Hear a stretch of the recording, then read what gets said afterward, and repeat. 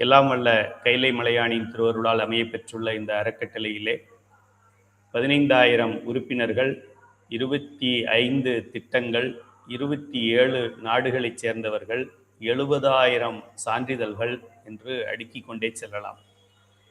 10 லட்சம் பஞ்சபுராண கையேடுகள், 3 லட்சம் குருத்திராக்கங்கள், 7 லட்சம் நால்வர் படங்கள், அப்படி எல்லாமே லட்சக்கணக்கில் கோடிக்கணக்கில் சென்று கொண்டிருக்கின்ற இந்த அறக்கட்டளையிலே சைவ சித்தாந்த சுடர் என்கின்ற அடிப்படை பயிற்சி வகுப்பை முடித்த மாணவர்களுக்கு ஆசிரியர்களாக வேண்டும். கைலை துரைசாமி மட்டும் போதாது. ஆக துரைசாமியை போலவும் துரைசாமியை விட இன்னும் சிறப்பாகவும் 1008 ஆசிரியர்கள் வேண்டும் என்ற ஒரு அவா, அதனால் விளைந்ததுதான் ஆனந்தராசன் ஐயாவுடைய இந்த நூலை நாம் சிந்திப்பது. இது மேல்நிலை வகுப்பு என்று சொல்கின்றோம். இந்த பாடங்களை தியரியை படித்து முடித்த பிறகு ஒரு ஆசிரியரும் ஒரு அலகுகளை எடுப்பதற்கு வாய்ப்பு வழங்கப்படும். Teacher training, practical training. நீங்கள் டீச்சர் மாதிரியும் நாங்களாம் மாணவர்கள் மாதிரியும் உங்கள்கிட்ட கேட்க போகிறோம். அப்படி ஒரு பயிற்சி வகுப்பை நாம் முதல் பேட்ச் முடித்து இப்பொழுது 2வது பேட்ச் நடத்தி கொண்டிருக்கின்றோம். இன்னும் 2 மாதத்திலே பேட்ச் 3 ஆரம்பிக்க போகிறோம். இந்த 2வது பேட்ச் முடியறதுக்கு முன்னாடியே பேட்ச் 3யும் பேரலாக தொடங்க போகின்றோம். சைவ சித்தாந்த சுடர் பேட்ச் 6 மாணவர்களுக்கு நேர்முக தேர்வு முடித்து ஒரு 500 மாணவர்கள் பாஸ் பண்ணிட்டாங்கன்னா உடனே டீச்சர் ட்ரைனிங்கில் 3rd பேட்ச் ஆரம்பிக்க போகிறோம். அதில் ஆர்வமுள்ள மாணவர்கள் தயாராக இருக்குமாறு வேண்டிக் கொள்கின்றேன். இப்போ நம்முடைய பாடத்திலே 96வது கேள்வி நாம் பார்க்க வேண்டும். சத்து சித்து ஆனந்தம். சென்ற வாரம் நாம் பார்த்ததில் கடைசி கேள்வி 95வது கேள்வி. எண் குணங்கள் பற்றி படித்தோம். இறைவன் தடத்த நிலையிலே உயிர்களுக்காக 5 தொழில் செய்யும் பொழுது அந்த 5 தொழிலை அவன் சிறப்பாக செய்ய வேண்டும் என்றால் இந்த 8 குணங்கள் கொண்டவனாக அவன் இருக்க வேண்டும். இந்த எண் குணம் இல்லைன்னா 5 தொழில் நடக்காது. 5 தொழில் நடக்கலைன்னா இந்த 8 குணம் அவனுக்கு இருக்குதா, 80 குணம் இருக்குதான்னு நமக்கு தெரியாது. ஆக இந்த 8 குணங்கள் என்ன என்றால் தன்வயம் உடைமை, இயற்கை உணர்வுடைமை, முற்றுணர்வு உடைமை, தூய உடம்புடைமை, இயல்பாகவே பாசமின்மை, பேரருள் உடைமை, முடிவிலா ஆற்றல், வரம்பிலா இன்பம். சத்து சித்து ஆனந்தம் என்ற 3 பகுதியாக அதை நாம் பிரித்தோம். தன்வயம் உடைமை என்பது சத்து, இயற்கை உணர்வு என்பது சித்து. இந்த நூலிலே ஆசிரியர் கொடுத்திருக்கின்ற இந்த வரிசைப்படி குழப்பமாக இருக்கும். இது சத்து, அது சித்து, அது சித்து, அதுக்கு அடுத்தது சத்து, அப்படியெல்லாம் இருக்கின்றது. நம்முடைய சைவ சித்தாந்த சுடர் பார்ப்பதற்கு எளிமையாக இருந்தாலும் எல்லா கருத்துக்களையும் சிறப்பாக கொண்டது.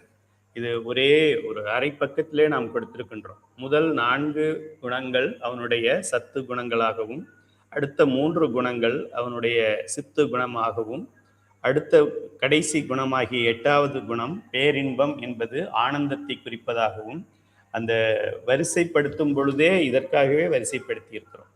இந்த வரிசையை விட அது ஒரு படி உயர்ந்த நிலையில் இது இருக்கிறது என்ற அர்த்தம்.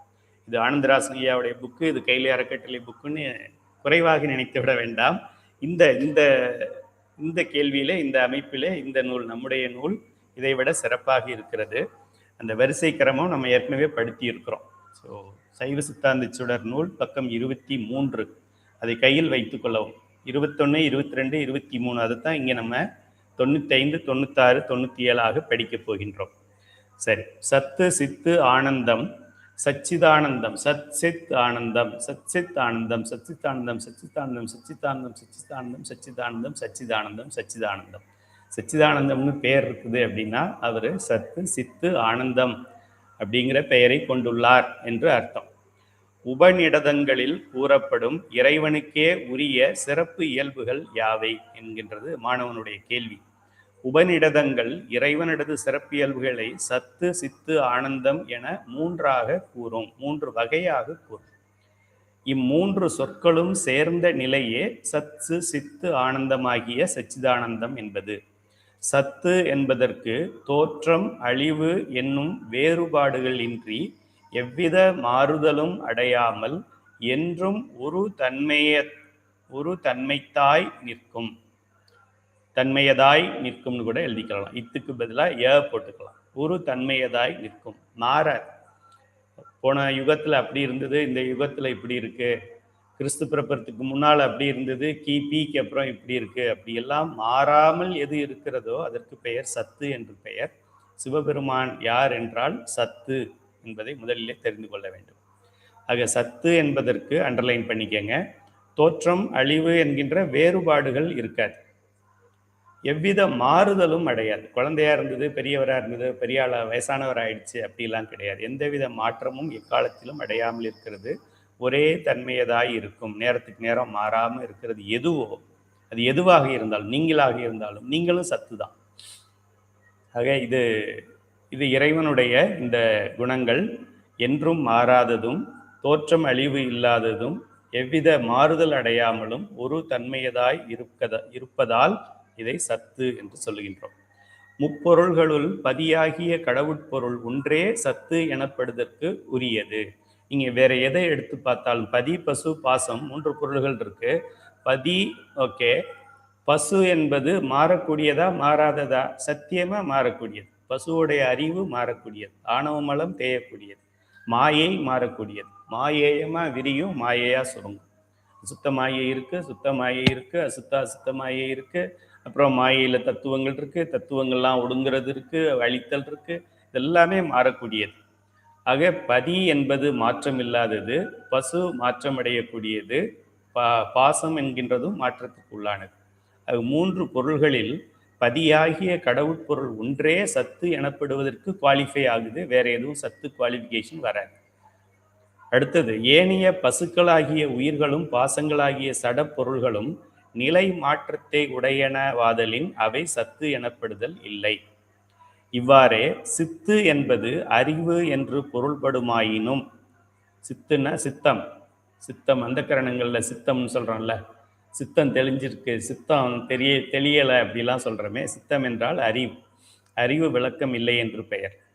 சித்து என்பது அறிவு என்று பொருள்படுமாயினும் சிற்றறிவை சித்து என்று கூறாமல் பேரறிவையே சித்து என்று குறித்தலும் சைவ சித்தாந்த மரபாகும். சிவபெருமானுக்கும் அறிவு இருக்கு, உயிர்களுக்கும் அறிவு இருக்கு.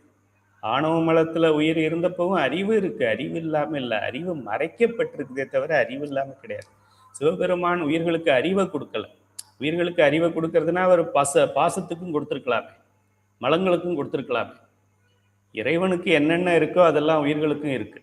இறைவனுக்கு இச்சாசக்தி, கிரியாசக்தி, ஞானசக்தி இருக்கு, உயிர்களுக்கு அதுவும் இருக்கு. இறைவனுக்கு அறிவு இருக்கு, நமக்கும் அறிவு இருக்கு. இறைவனுக்கு ஆற்றல் இருக்கு, நமக்கும் ஆற்றல் இருக்கு. இறைவனுக்கு ஆனந்தம் இருக்கு, நமக்கு ஆனந்தம் இருக்கு. என்ன அவனுக்கு ஃபுல்லா இருக்கு, நமக்கு அறகுறையா இருக்கு. அதுதான் வித்தியாசம். தானாக அறிய மாட்டாது வேறொன்றன் துணையாதலே அறிதல். ஒவ்வொன்றாக உயிருடைய இயல்புகளை குறித்து கொள்ளுங்கள். தானாக அறியாது. நம்ம பல விஷயங்கள் நம்ம வாழ்க்கையில இது கூடவா அவளுக்கு தெரியல அப்படின்னு நினைக்கிறோம். தானாக அறியாதுங்கிறத முதல்ல நம்ம தெரிஞ்சுக்கணும். அதுக்கு தான் ஸ்கூல் இருக்கு, காலேஜ் இருக்கு, ஆசிரியர்கள் இருக்காங்க. எல்லா உயிர்களும் அது அப்படி அப்படியே அறியும் அப்படின்னா அப்புறம் ஒண்ணுமே இல்லையே, வாழ்க்கையில எந்த ஒரு அனுபவமும் நமக்கு தேவையில்லையே. ஆக உயிர்கள் தானாக அறிய மாட்டாது. கையில அறக்கட்டளையில் ஏன் இவ்வளோ முயற்சி எடுக்கிறோம்? இதுக்காகத்தான் எடுக்கிறோம். 25 திட்டங்கள் ஏன் வச்சிருக்கிறோம்? இந்த ஒரே ஒரு வார்த்தைக்காகத்தான் வச்சிருக்கோம். உயிர்கள் தானாக அறிய மாட்டாது, அறிவித்தால் தான் அறியும். சைவ சித்தாந்த சுடர் நூலில் அதை ரொம்ப எளிமையாக கொடுத்துருக்கோம். அறிவித்தால் மட்டுமே அறியும். பாயிண்ட் பை பாயிண்ட் கொடுத்துருக்கோம். ஐயா பேராகிராஃபாக கொடுத்துருக்காங்க, நம்ம ஒரு பாயிண்ட்டாக கொடுத்துருக்கோம். 9 பாயிண்ட் கொடுத்துருக்கோம். இறைவனுக்கு 8 பாயிண்ட் கொடுத்தோம், உயிர்களுக்கு 9 பாயிண்ட் கொடுத்துருக்கோம். உயிர்கள் தானாக அறிய மாட்டாது, வேறொன்றன் துணையாலே அறிதல். அது ஒவ்வொன்றாக படிமுறையால் அறிதல். ஸ்டெப் பை ஸ்டெப் தான் போக முடியும். இப்போ அதை எடுத்து சைவ சித்தாந்த சுடர் படிச்சிட்டிங்களா? ஓகே, சங்கற்ப நிராகரணத்தில் இவர் உமாபதி சிவாச்சாரியார் என்ன சொல்லியிருக்காரு அப்படின்னா, அப்படின்னா என்னங்க தெரியாது, உடனே தெரியாது. இன்னும் சுடரே முடிக்கலை, அதுக்கப்புறம் 14 சாத்திர நூல்கள் எங்கே படிக்கிறது? ஆக உயிர்கள் ஒவ்வொன்றாக படிமுறையில் அறிதல். அதுக்கு தான் பாலர் பள்ளி, தொடக்கப்பள்ளி, middle school, high school, higher school, கல்லூரி, under graduation, post graduation, master graduation அதெல்லாம் வைக்கிறாங்க. ஏன்? சைவ சித்தாந்தத்தில் இப்படி உயிரை பற்றி சொல்லியிருக்கிறாங்க. வேற எங்கேயும் உயிரை பற்றி இது போல சொல்றதில்லை. உயிர் உயிர் அவ்வளோதான் சொல்லுவாங்க மற்ற சமயங்களிலே. நம் சமயத்தில் தான் உயிருக்கு பக்குவம் இருக்கிறது, சரியை கிரியை யோகம் ஞானம் என்று இருக்கிறது. உயிர்கள் ஒவ்வொன்றாக படிமுறையால் அறியும். ஒன்றை அறியும் இடத்து மற்றொன்றை அறியாது நிற்றல். ஒரு விஷயத்துல கவனமா இருக்கும் பொழுது பக்கத்துல வேற என்ன நடக்குது அப்படிங்கிறது அதால அறிந்து கொள்ள முடியாது. அறிந்த ஒன்றிலே அழுந்தி விடுதல், அதுலேயே கவனமா அப்படியே இருக்கும் என்னும் இக்குறைபாடுகள் எல்லாம் உடைய உயிரின் அறிவை சித்து என்று கூறுவதில் என்ன சிறப்பு இருக்கிறது? சிவபெருமானுக்கும் அறிவு இருக்கு, நமக்கும் அறிவு இருக்கு. அப்போ அவரும் சித்துன்னு சொல்றீங்க, அவரை சத்து சித்துன்னு சொல்றீங்க. கைலை துரைசாமியை ஏன் இவரையும் சத்து, சரி சத்து தான் சொல்ல மாட்டீங்க, சித்துனாவது சொல்லலாமே அப்படின்னா, அவனுடைய அறிவு எப்படி இருக்கு, நம்முடைய அறிவு எப்படி இருக்கு? என்னுடைய அறிவை அறிவித்தால் தான் அறியும், என்னுடைய அறிவு விட்டு விட்டு தான் அறியும், என்னுடைய அறிவு தானாகவே அறியாது, என்னுடைய அறிவு படிமுறையில் தான் அறியும், ஒவ்வொன்றாகத்தான் அறியும், ஏகதேசமாக அறியும்.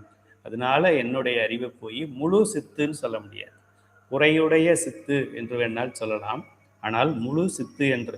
சிவபெருமானுக்கும் சித்துன்னு சொல்லிட்டு நமக்கும் சித்துன்னு சொல்லக்கூடாதுல்ல.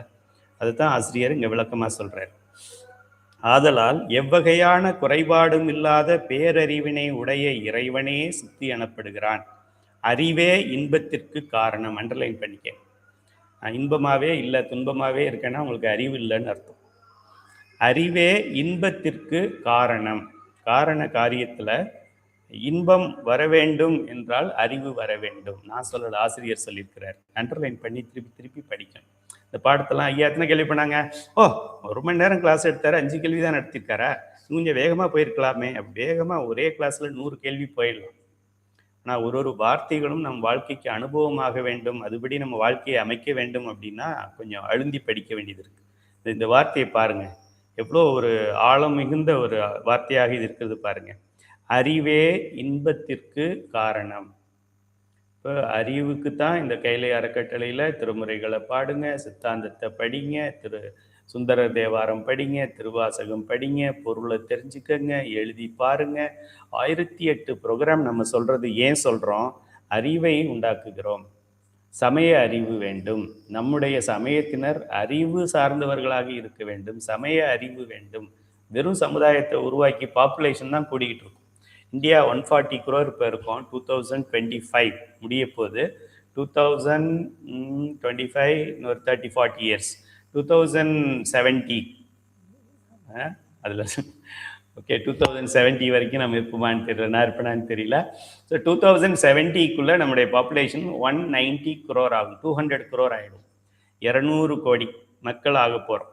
இப்போ இந்த 200 கோடி மக்கள் அந்த அவங்களுக்கு இந்த அறிவில்லாத மக்களாக அவங்க இருந்து என்ன பண்ணுறது? அறிவுன்னா ஃபிசிக்ஸு கெமிஸ்ட்ரி பயாலஜி அந்த அறிவு இல்லை, இந்த இறை சார்ந்த பதி பசு பாச அறிவு. ஆக அறிவே இன்பத்திற்கு காரணம்.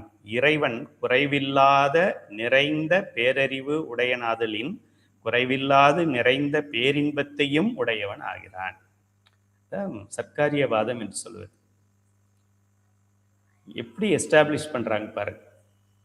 நெருப்பு இல்லாமல் புகையாது அப்படின்னு சொல்றோம். புகை வருதுன்னா நெருப்பு இருக்குன்னு அர்த்தம், நெருப்பு இருந்தா புகை வரும்னு அர்த்தம். அப்படிதான் இது. இப்போ ஃபர்ஸ்ட் லைன்ல இதுவும் ஒரு என்ன சொல்றது, சர்க்காரியவாதம் மாதிரி தான் இது இருக்கு. அண்டர்லைன் பண்ணிக்கங்க. அறிவே இன்பத்திற்கு காரணம். இப்ப சத்து சித்து ஆனந்தம். சித்து இருக்கு அப்படின்னா ஆனந்தம் வரும், ஆனந்தமும் இருக்கும் என்று பெயர். ஆசிரியர் எப்படி கொண்டு வர்றாரு பாருங்க. சும்மா ஒரு 3 வார்த்தையில சிவபெருமானையே டிஃபைன் பண்ணிட்டார். அறிவே இன்பத்திற்கு காரணங்க, அவ்வளவுதான். இன்பமா இருக்கிறீங்களா, அறிவு இருக்குன்னு அர்த்தம். இன்பம் இல்லையா, அறிவு இல்லைன்னு அர்த்தம். என்னை பார்த்தா அறிவு இல்லைன்னு சொல்லிட்ட அப்படின்னா நீ டிகிரி 7 டிகிரி வச்சிருப்ப, எம்ஃபில் பிஹெச்டி, தூக்கி குப்பையில போடாத. பதி பசு பாச அறிவு இருந்தால் தான் நிலையான இன்பம் கிடைக்கும், மற்றதெல்லாம் சிற்றின்பங்கள் கிடைக்கும். ஆக அறிவே இன்பத்திற்கு காரணம். இறைவன் குறைவில்லாத அறிவு கொண்டிருக்கின்றான், ஆகையால் குறைவில்லாத இன்பமும் கொண்டிருப்பான் அப்படிங்கிறத எஸ்டாப்ளிஷ் பண்றார் ஆசிரியர். ஆக சத்து ஆயிடுச்சு. நம்மளுடைய பசு பாசத்தை போல நிலை மாற்றம் இல்லாததுனால அவனை சத்துன்னு சொல்றோம். முழு அறிவு பொருள் என்பதால சித்துன்னு சொல்றோம். சித்து இருந்தாலே ஆனந்தம் இருக்கும் அப்படிங்கிறதுனால சத்து சித்து ஆனந்தம் அப்படின்னு சொல்றோம். இவ்வாறு சத்தாயும் சித்தாயும் ஆனந்தமாயும் நிற்றலே இறைவனது உண்மை இயல்பு அல்லது சிறப்பியல்பு ஆகும். இத்தன்மைகள் உயிர்களிடத்து இல்லாமை மேற்கூறியவற்றால் நன்கு விளங்கும். இந்த அளவுக்கு நம்ம இருக்கிறோமா? சத்து மாற்றம் இல்லாததா இருக்கிறோமா? நான் நேற்று என்னுடைய ஹேர் ஸ்டைல் ஒரு மாதிரி இருந்தது, இப்போ ஒரு மாதிரி இருக்கு. சிவபெருமானுக்கு அப்படியெல்லாம் மாறாது. அவருக்கு முடி கொட்டாது, முடி நரைக்காது, மூப்பு இருக்காது, சுருங்காது, வயது ஆகாது, என்றும் ஒரே மாதிரி இருப்பார். ஆக நம்ம அவர் சத்து கிடையாது. ஓகே, சித்துன்னா என்ன? பேரறிவு, எல்லாம் தெரியும், தெரிஞ்சுக்கணும்னு ஒன்றும் கிடையாது அவனுக்கு. நமக்கு அப்படி இருக்கா? அப்படி கிடையாது. இந்த பாடமே படிக்கிறதுக்கு முன்னாடி நமக்கு தெரியாது. ஆக நான் சித்தும் கிடையாது, சத்தும் கிடையாது, சித்தும் கிடையாது அப்படின்னா நிச்சயமா ஆனந்தமும் கிடையாது. ஆக நாம் இறைவனைப் போல உயிர் பொருள் என்று சொன்னாலும், இறைவனைப் போல அனாதி என்று சொன்னாலும், அவன் சத்து, சித்து, ஆனந்தம். உயிர்கள் சத்து, முழு சித்து இல்லை, முழு ஆனந்தம் இல்லை. அடுத்து 97. என் குணங்களும் சத்து, சித்து, ஆனந்தம் என்ற மூன்றனுள் அடங்குமா? அடங்குமெனில் அடங்கும் முறை யாது? அங்கே பிரித்து சொன்னோன்னு சொல்கிறோமே, அது ஆசிரியர் ஒரு குணத்தையும் ஏன் இது சத்து, அட்வான்ஸ் கோர்ஸ் டீச்சர் ட்ரைனிங்கில் இதை நம்ம கேட்போம், இன்டர்வியூவில் கேட்போம், வைவா கேட்கும்போது இதை கேட்போம். பேசிக் கோர்ஸில் இதை கேட்குறது கிடையாது, அட்வான்ஸ் கோர்ஸில் இந்த கேள்வி கேட்கப்படும். சத், சித்து, ஆனந்தம். பேசிக் கோர்ஸில் என்ன கேட்போம்? 8 குணங்களில் எது சத்து, எது சித்து, அப்படி கேட்போம். பேரருள் உடைமை, இது சத்துவா சித்துவா சொல்லுங்கள், அப்படி கேட்போம். ஒன் வேர்ட் ஆன்சர் கேட்போம். அட்வான்ஸ் கோர்ஸில் வரும் பொழுது இதை ஏன் சத்துன்னு சொல்கிறாங்க சொல்லுங்கள், விளக்கி சொல்லுங்கள் அப்படின்னு ஆசிரியர்கிட்ட கேட்போம் தேர்வில், நேர்முக தேர்வில். அதனால இந்த கேள்வி ரொம்ப முக்கியமான கேள்வி, ஒழுங்காக படிச்சுக்கங்க. கொஸ்டின்லாம் இங்கேயே நான் லீக் பண்ணிடுறேன்.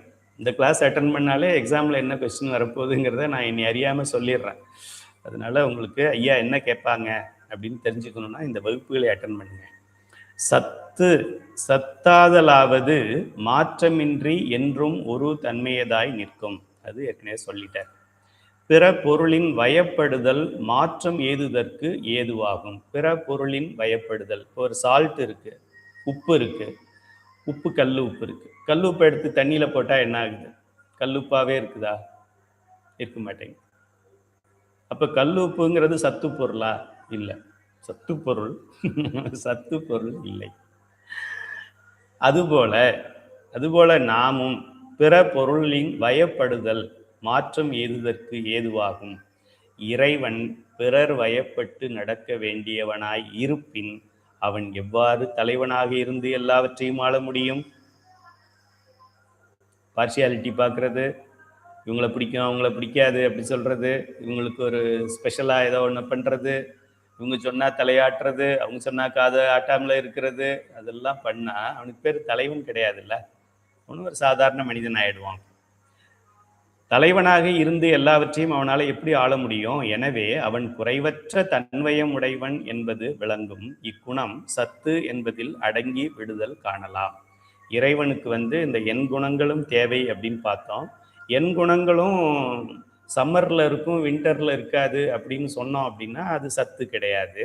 ஆக இந்த 8 குணங்களையும் எப்போதும் அவன் கொண்டிருக்கின்றான் என்பதால் இந்த எண் குண தன்வயம் உடைமை அப்படிங்கிறத நம்ம சத்து லிஸ்ட்ல அதை சேர்த்துக்கிறோம். சத்து கேட்டகரியில முதல்ல எழுதிக்கிறோம்.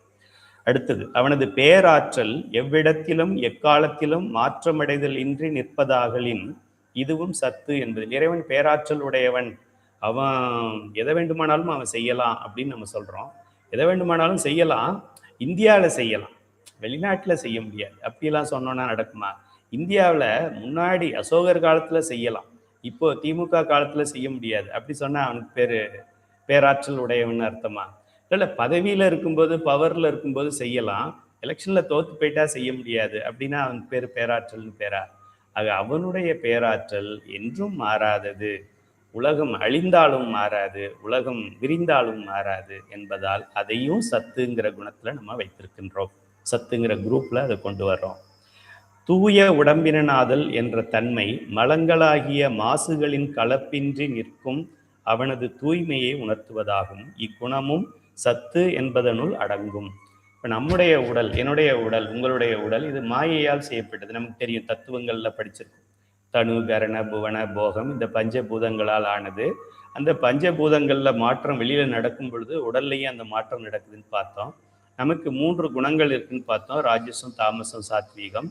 நாம் சாப்பிடுகின்ற உணவாலும் நம்மை சுற்றி இருக்கின்றவர்களுடைய இன்ஃப்ளூயன்ஸாலும் அவங்களுடைய எண்ண அலைகள், அவங்களுடைய அதிர்வலைகள் அது நம்முடைய குணத்தையே மாற்றும்னு பார்த்தோம்.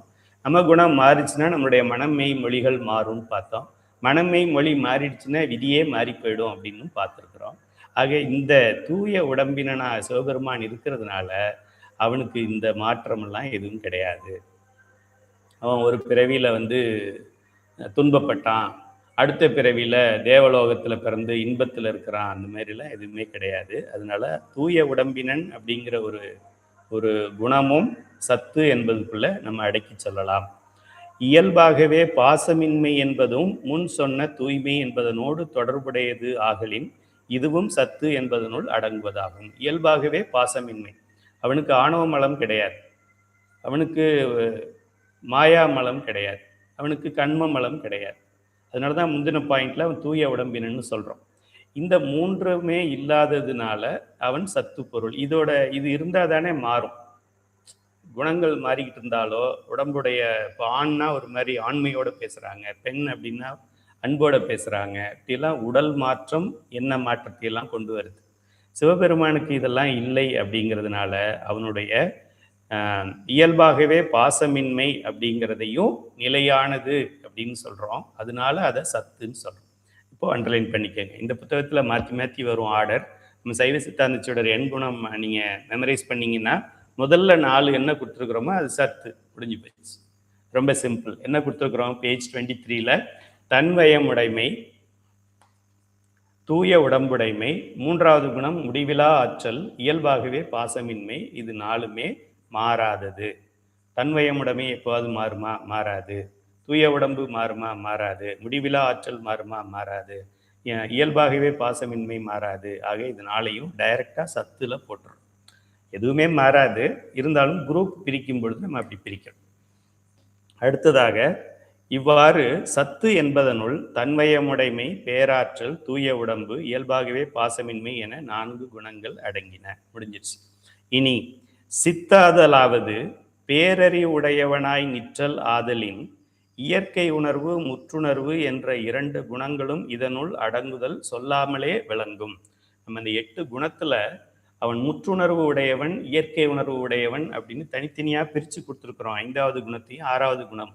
அது உள்ள நீங்கள் படித்து பார்த்தீங்கன்னா ஒரு பெரிய மாற்றம் அதில் இருக்காது. பாருங்க, நான் படிக்கிறேன். முற்றுணர்வு உடைமை, சைவ சித்தாந்த சுடர் படிக்கிறேன். முற்றுணர்வு உடைமைங்கிறதுக்கு என்ன கொடுத்துருக்கோம்? எல்லா பொருள்களையும் ஒரே நேரத்தில் அறியக்கூடியவன். இப்போ நான் இங்கே கந்தர்வகோட்டையில் இருக்கேன்னா எனக்கு இங்கே தான் தெரியும், அமெரிக்காவில் என்ன நடக்குதுன்னு எனக்கு தெரியாது. அப்படி கிடையாது, அவன் எல்லாத்தையும் பார்ப்பான். அண்ட சராசரங்கள், அனைத்து கோள்கள், நட்சத்திரங்கள், இருந்த நட்சத்திரம், போன நட்சத்திரம், இருக்கிற நட்சத்திரம், வரப்போகிற நட்சத்திரம் எல்லாம் அவனுக்கு தெரியும். அனைத்து உயிர்கள் எல்லாவற்றையும் ஒரே நேரத்தில் பார்க்கக்கூடிய ஆற்றல் உடையவன். எல்லாவற்றையும் எக்காலத்திலும் ஒருங்கே உணரும் பேரறிவு. டைம் அண்ட் ஸ்பேஸ்ன்னு சொல்லுவோம் ஆங்கிலத்தில் இந்த யூனிவர்ஸுக்கு டெஃபினேஷன் என்ன அப்படின்னா 2 வார்த்தை தான், டைம் அண்ட் ஸ்பேஸ். நம்ம வாழ்க்கையில் நடக்கிற இன்சிடென்ட்ஸ், ஈவெண்ட்ஸுக்கெல்லாம் என்ன டெஃபினேஷன் அப்படின்னா டைம் அண்ட் ஸ்பேஸ்.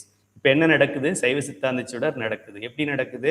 இந்த கூகுள் மீட் அல்லது யூடியூப் என்கிற ஸ்பேஸில், கந்தர்வகோட்டைங்கிற ஸ்பேஸில் இருந்து இந்த நேரத்தில், இந்த டைமில் 2025 டிசம்பர் மாதம் 18ஆம் தேதி இந்திய நேரம் மாலை 7:29க்கு, ஆக இந்த டைமில் இந்த ஸ்பேஸில் இது நடக்குது. அதுக்கு பேர் ஈவெண்ட்டுன்னு பேர். ஸோ எக்காலத்திலும் ஒருங்கே உணரும் பேரறிவு தான் முற்றுணர்வுன்னு சொல்கிறோம். அடுத்தது இயற்கை உணர்வு. அதுக்கு என்ன சொல்கிறோன்னா, மனிதர்கள் இந்த உலக அறிவை 5 புலன்கள் மூலம் பார்த்தல், கேட்டல், நுகர்த்தல்னு நம்ம இந்த 5 புலன். இப்போ இந்த உலகத்தை பற்றி நான் எப்படி தெரிஞ்சுக்கிறேன்? நான் வாங்கின டிகிரியெல்லாம் எப்படி வாங்கினேன்? எனக்கு இருக்கிற அறிவெல்லாம் எப்படி வந்தது? சிலது பார்த்து வந்தது, சிலது கேட்டு வந்தது, சிலது நுகர்ந்து வந்தது, சிலது டேஸ்ட் பண்ணி வந்தது, சிலது என்னுடைய உணர்வால் வந்தது. இது தவிர வேற வழியே இல்லை. இதோடைய எஃபெக்ட் தான் நம்முடைய மூளையில் இருக்கு. ஆக முற்றுணர்வுன்னு சொன்னாலும் இயற்கை உணர்வு அப்படின்னு சொன்னாலும் அது 2மே அறிவு, உணர்வுங்கிறதுக்குள்ள அறிவு கலந்துருக்கிறதுனால இந்த 2ஐயும் அதை சித்து என்பதிலே நாம் சொல்லலாம் அப்படின்னு ஆசிரியர் ஸ்ட்ரைட்டாகவே சேர்த்துட்டார். அறிவால் இரக்கம் அல்லது பேரருள் பிறத்தல் இயல்பு ஆகலின் பேரருள் உடைமை என்ற குணமும் சித்து என்பதில் அடங்கும். ஏற்கனவே நம்ம ஒரு டெஃபினிஷன் படிச்சிருக்கோம். அறிவு என்றால் இரக்கம்னு படிச்சிருக்கோம். பிற உயிர்களுக்கு இறங்குதல். அந்த கேள்வி யாராவது பார்த்து டைப் பண்ணுங்க. அறிவு என்றால் பிற உயிர்களுக்கு இறங்குதல். பக்கம் 83 இருக்கு. வினா 88. அறிவினது இயல்பாவது பிறர் துன்பம் கண்டு இரக்கம் கொள்ளுதல். இன்னொருத்தர் துன்பத்தை பார்த்து இரக்கப்படுறாது யாராக இருந்தால் அவர் அறிவாளியின் பேர். நான் 5 டிகிரி வச்சிருக்கிறேன், ஆனால் பிறருடைய துன்பத்தை கண்டு எனக்கு இரக்கம் வரமாட்டேங்குது அப்படின்னா உனக்கு டிகிரி இருக்கு, அறிவு இல்லை என்று பெயர். புத்தகத்தில் நான் சொல்றதெல்லாம், ஐயா நீங்க என்ன அறிவில்லைங்கிறீங்க, ரொம்ப இன்சல்ட் பண்றீங்கய்யா அப்படின்னு எனக்கு செய்தி அனுப்பாதீங்க.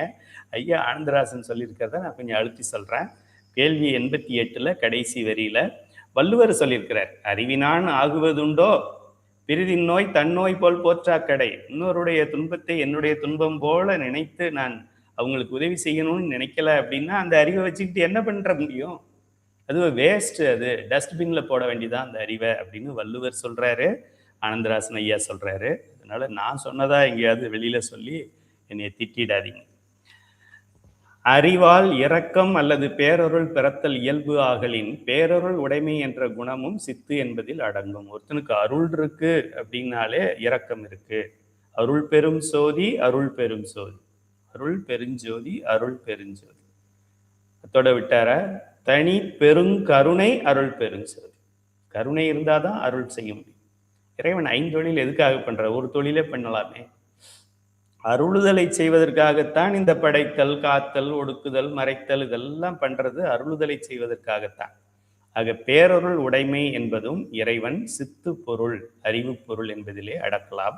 ஆக சைவசித்தாந்த சுடர்ல எளிமையா இருக்கும். முற்றுணர்வு உடைமை, இயற்கை உணர்வு உடைமை, பேரருள் உடைமை, இந்த 3 குணமும் சித்து என்பதில் அடங்கும்.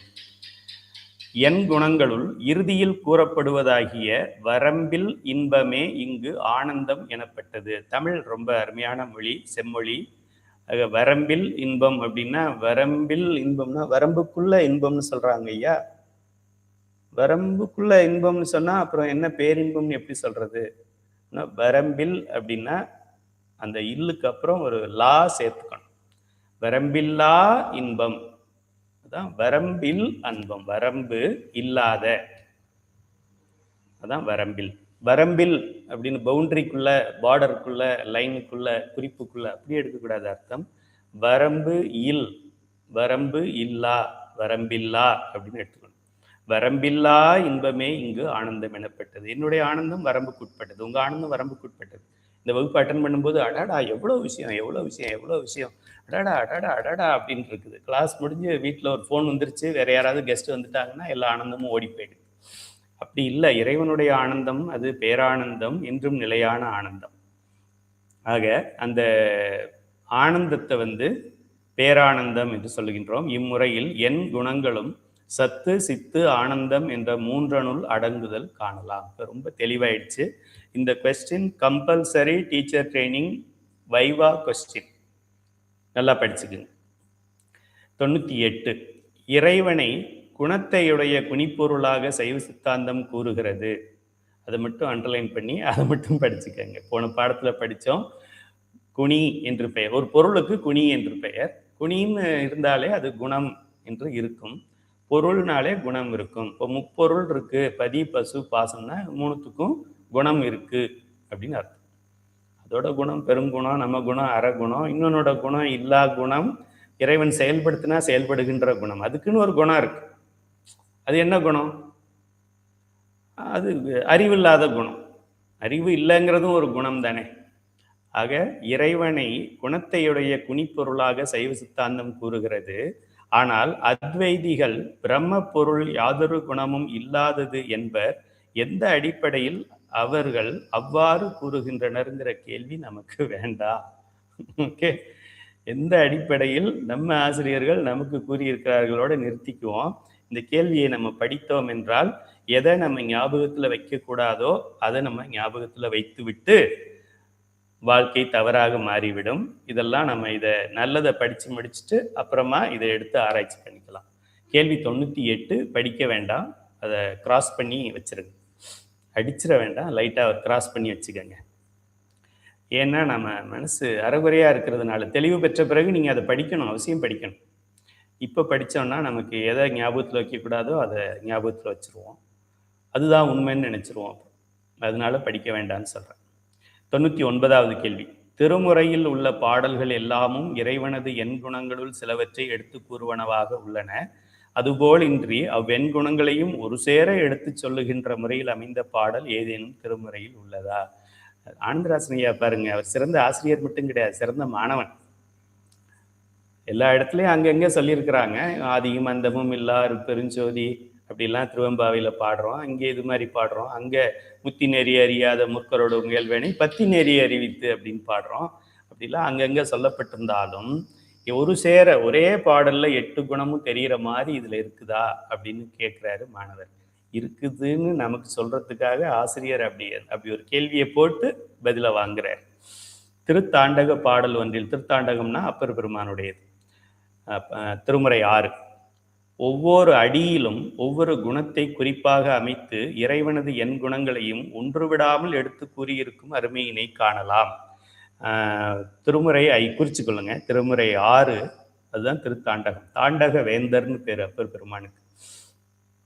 அவரை போல திருத்தாண்டகம் யாரும் எழுதுனதில்லை, எழுத போகிறதும் இல்லை. அதில் திருத்தாண்டகம் திருக்கைலை பற்றிய திருத்தாண்டகத்திலே திருமுறை 6 பதிகம் 57, அதில் ஆட்சி உலகை உடையாய், கருமுதல் திருவரை நூலில் அது இருக்கு. ஆட்சி உலகை உடையாய் போற்றி அடியார்க்கு அமுதெல்லாம் ஈவாய் போற்றி சூழ்ச்சி சிறிதும் இலாதாய் போற்றி சூழ்ந்த கடல் நஞ்சை உண்டாய் போற்றி மாட்சி பெரிதும் உடையாய் போற்றி மன்னியன் சிந்தை மகிழ்ந்தாய் போற்றி காட்சி பெரிதும் அரியாய் போற்றி கைலை மலையானே போற்றி போற்றி என்று போற்றி பதிகங்களிலே இந்த பாடல் இருக்கிறது. இந்த பாடலில் ஆசிரியர் நமக்கு அண்டர்லைன் பண்ணி காமிக்கிறாரு. இதில் பார்ப்பா 8 தொழிலும் ஒன்றா கொடுத்துருக்குது பாரு அப்படின்னு சொல்லியிருக்கிறார். கருமுதல் திருவரை நூலில் கடைசி இது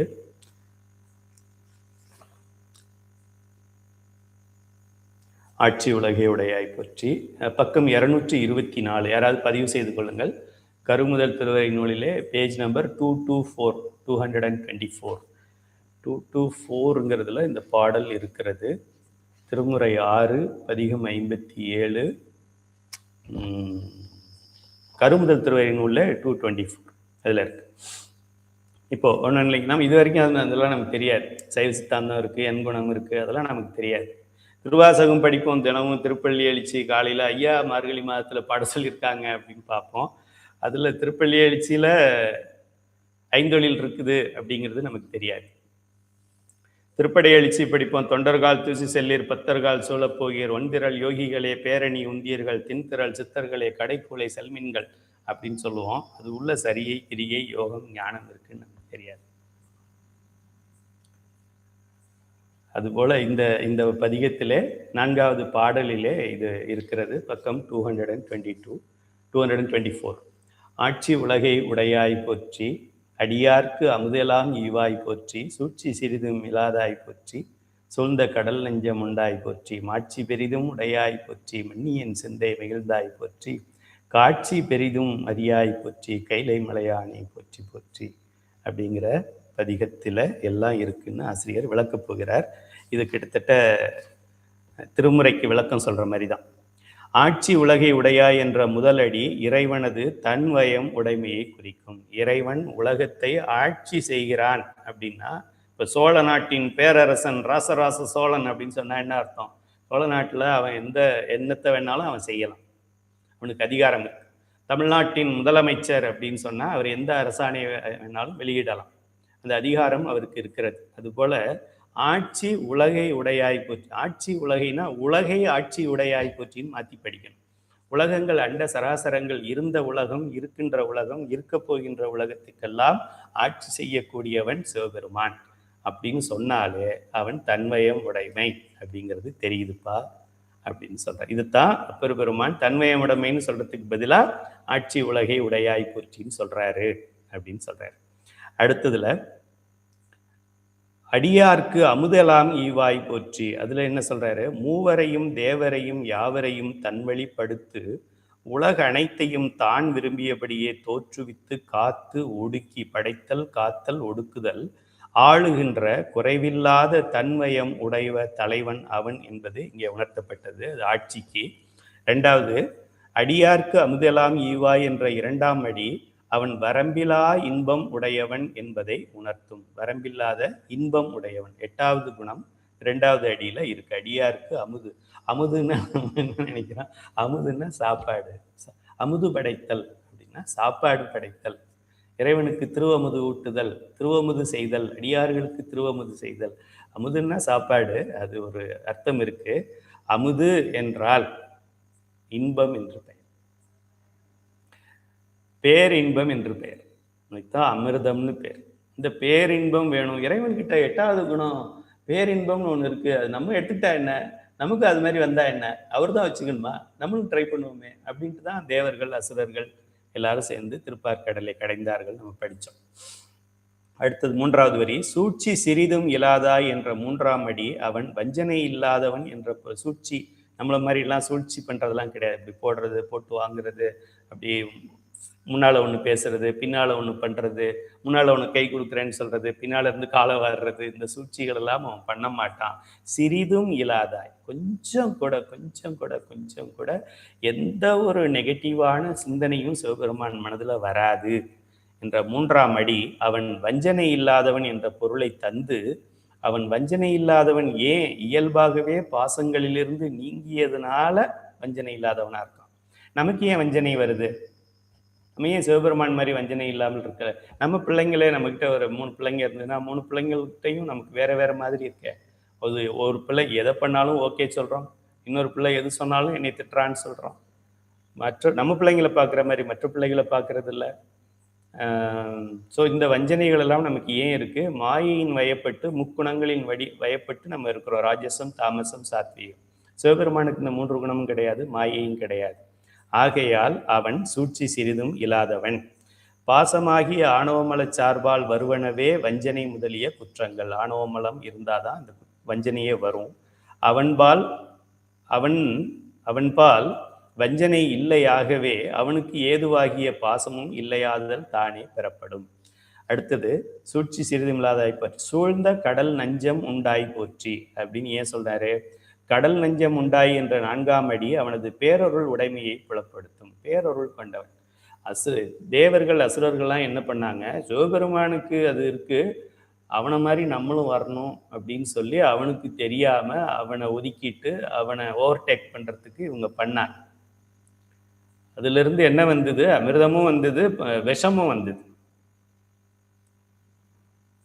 விஷத்தை பார்த்த உடனே எல்லாரும், துணை பேரும் சிவபெருமான் தவிர மற்ற எல்லாரும் ஒரு குரூப், சிவபெருமான் மட்டும் பார்வதியோட தனி குரூப்.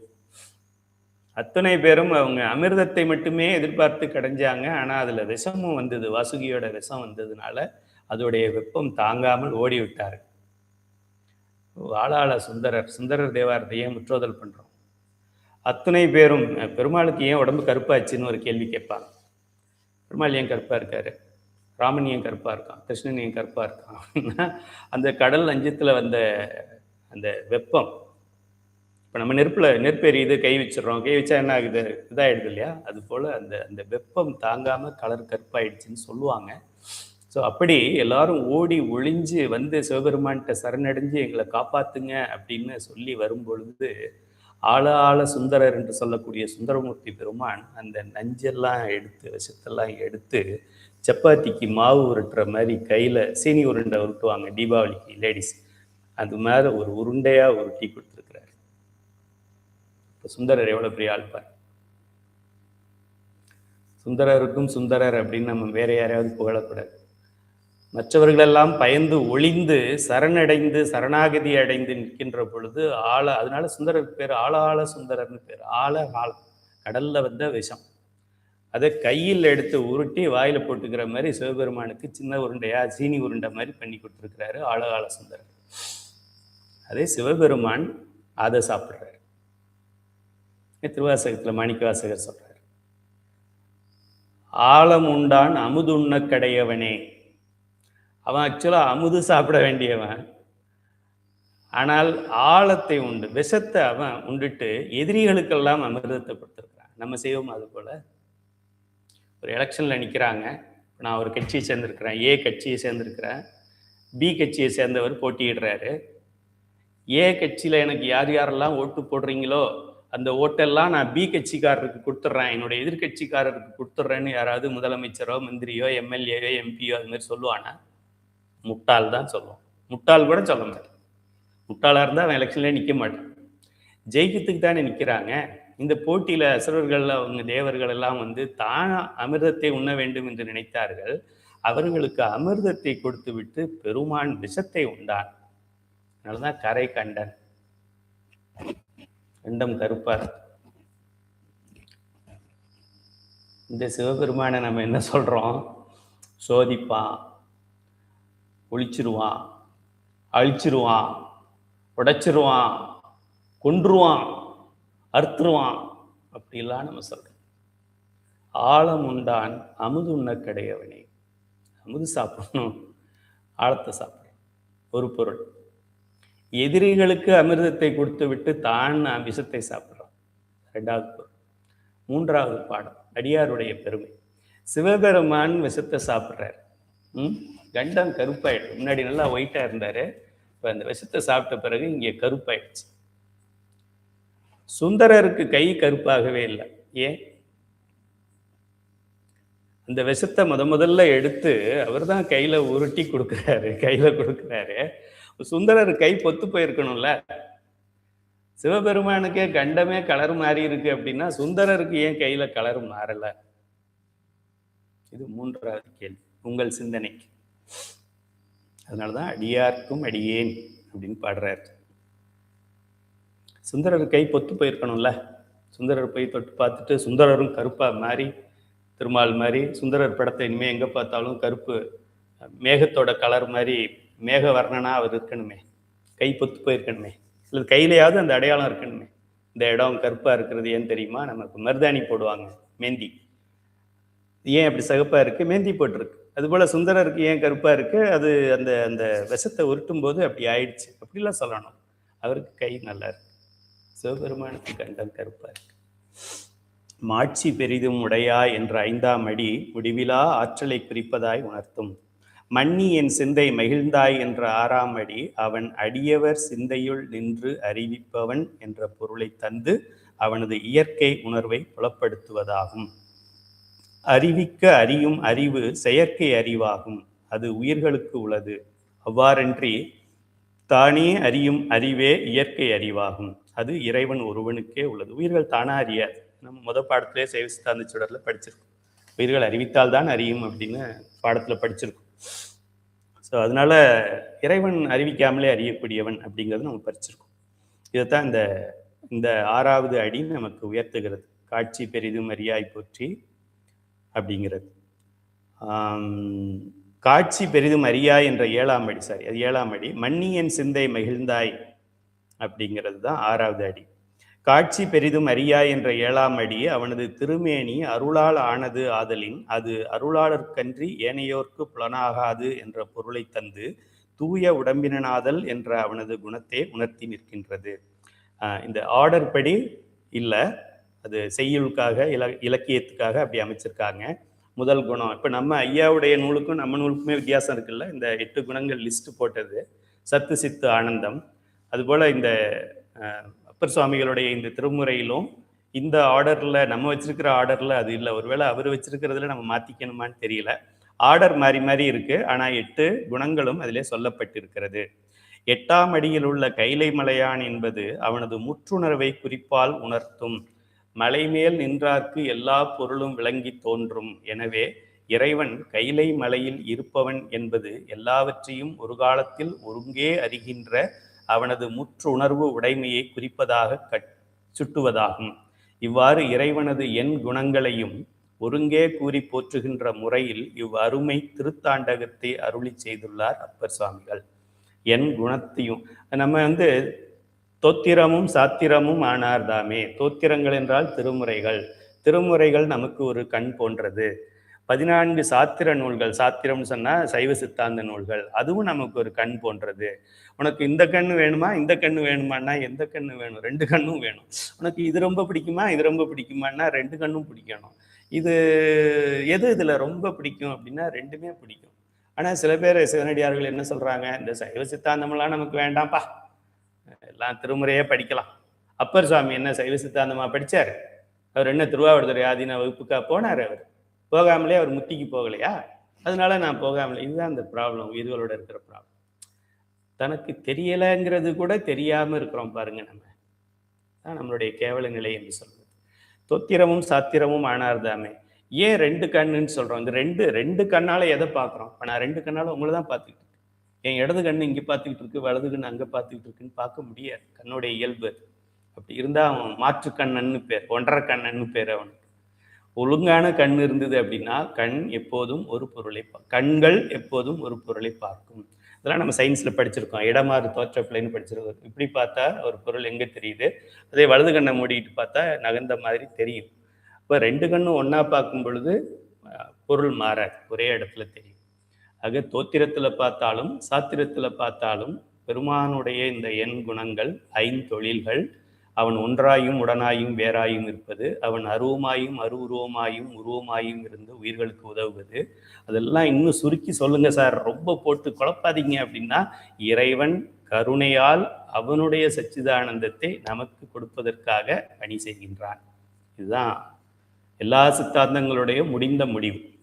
சரி, 100வது கேள்வி. செஞ்சுரி அடி, பாதி தூரம் வரப்போகிறோம். பாசஞான பசு ஞானங்கள். சரியை கிரியை யோகம் ஞானம்னு சொல்கிறோம். ஞானத்தில் 2 ஞானம் வருது, பாச ஞானம் பசு ஞானம். பாசம்னா தெரியும் மலங்கள், பசுன்னா தெரியும் உயிர்கள். இறைவனை எவ்வறிவினால் அறிய முடியாது என்றால் அப்படின்னு மாணவர் கேட்கிறார். பாசமாகிய தலை 3 என்பதும் அவற்றுள் ஒன்று மாயை என்பதும் நீ அறிந்தவை. பதி பசு பாசம் என்பதில் பாசம் என்றால் மலங்கள், மலங்கள் 3 வகைப்படும், ஆணவம் கண்மம் மாயை. அதில் மாயைன்னு ஒன்று இருக்கிறது, உனக்கு தெரியும்ப்பா ஏற்கனவே. பாசமாகிய மாயையினின்றும் தோன்றிய உலகமும் உலகப் பொருள்களும் பாசப்பொருள்கள் எனப்படும். அந்த மாயையிலிருந்து தானே 36 தத்துவங்கள் அதுலேருந்து தானே வருது. அதில் தானே முதல்ல மாயை, அப்புறமா வித்யா தத்துவங்கள், அப்புறமா என்ன சொல்கிறது ஆன்ம தத்துவங்கள், அதில் கடைசியாக பஞ்சபூதங்கள் அப்படிலாம் வருது. ஸோ இது துவங்கிறதே தனு கரண புவன போகம் எல்லாமே மாயைக்குள்ள தான் நடக்குது.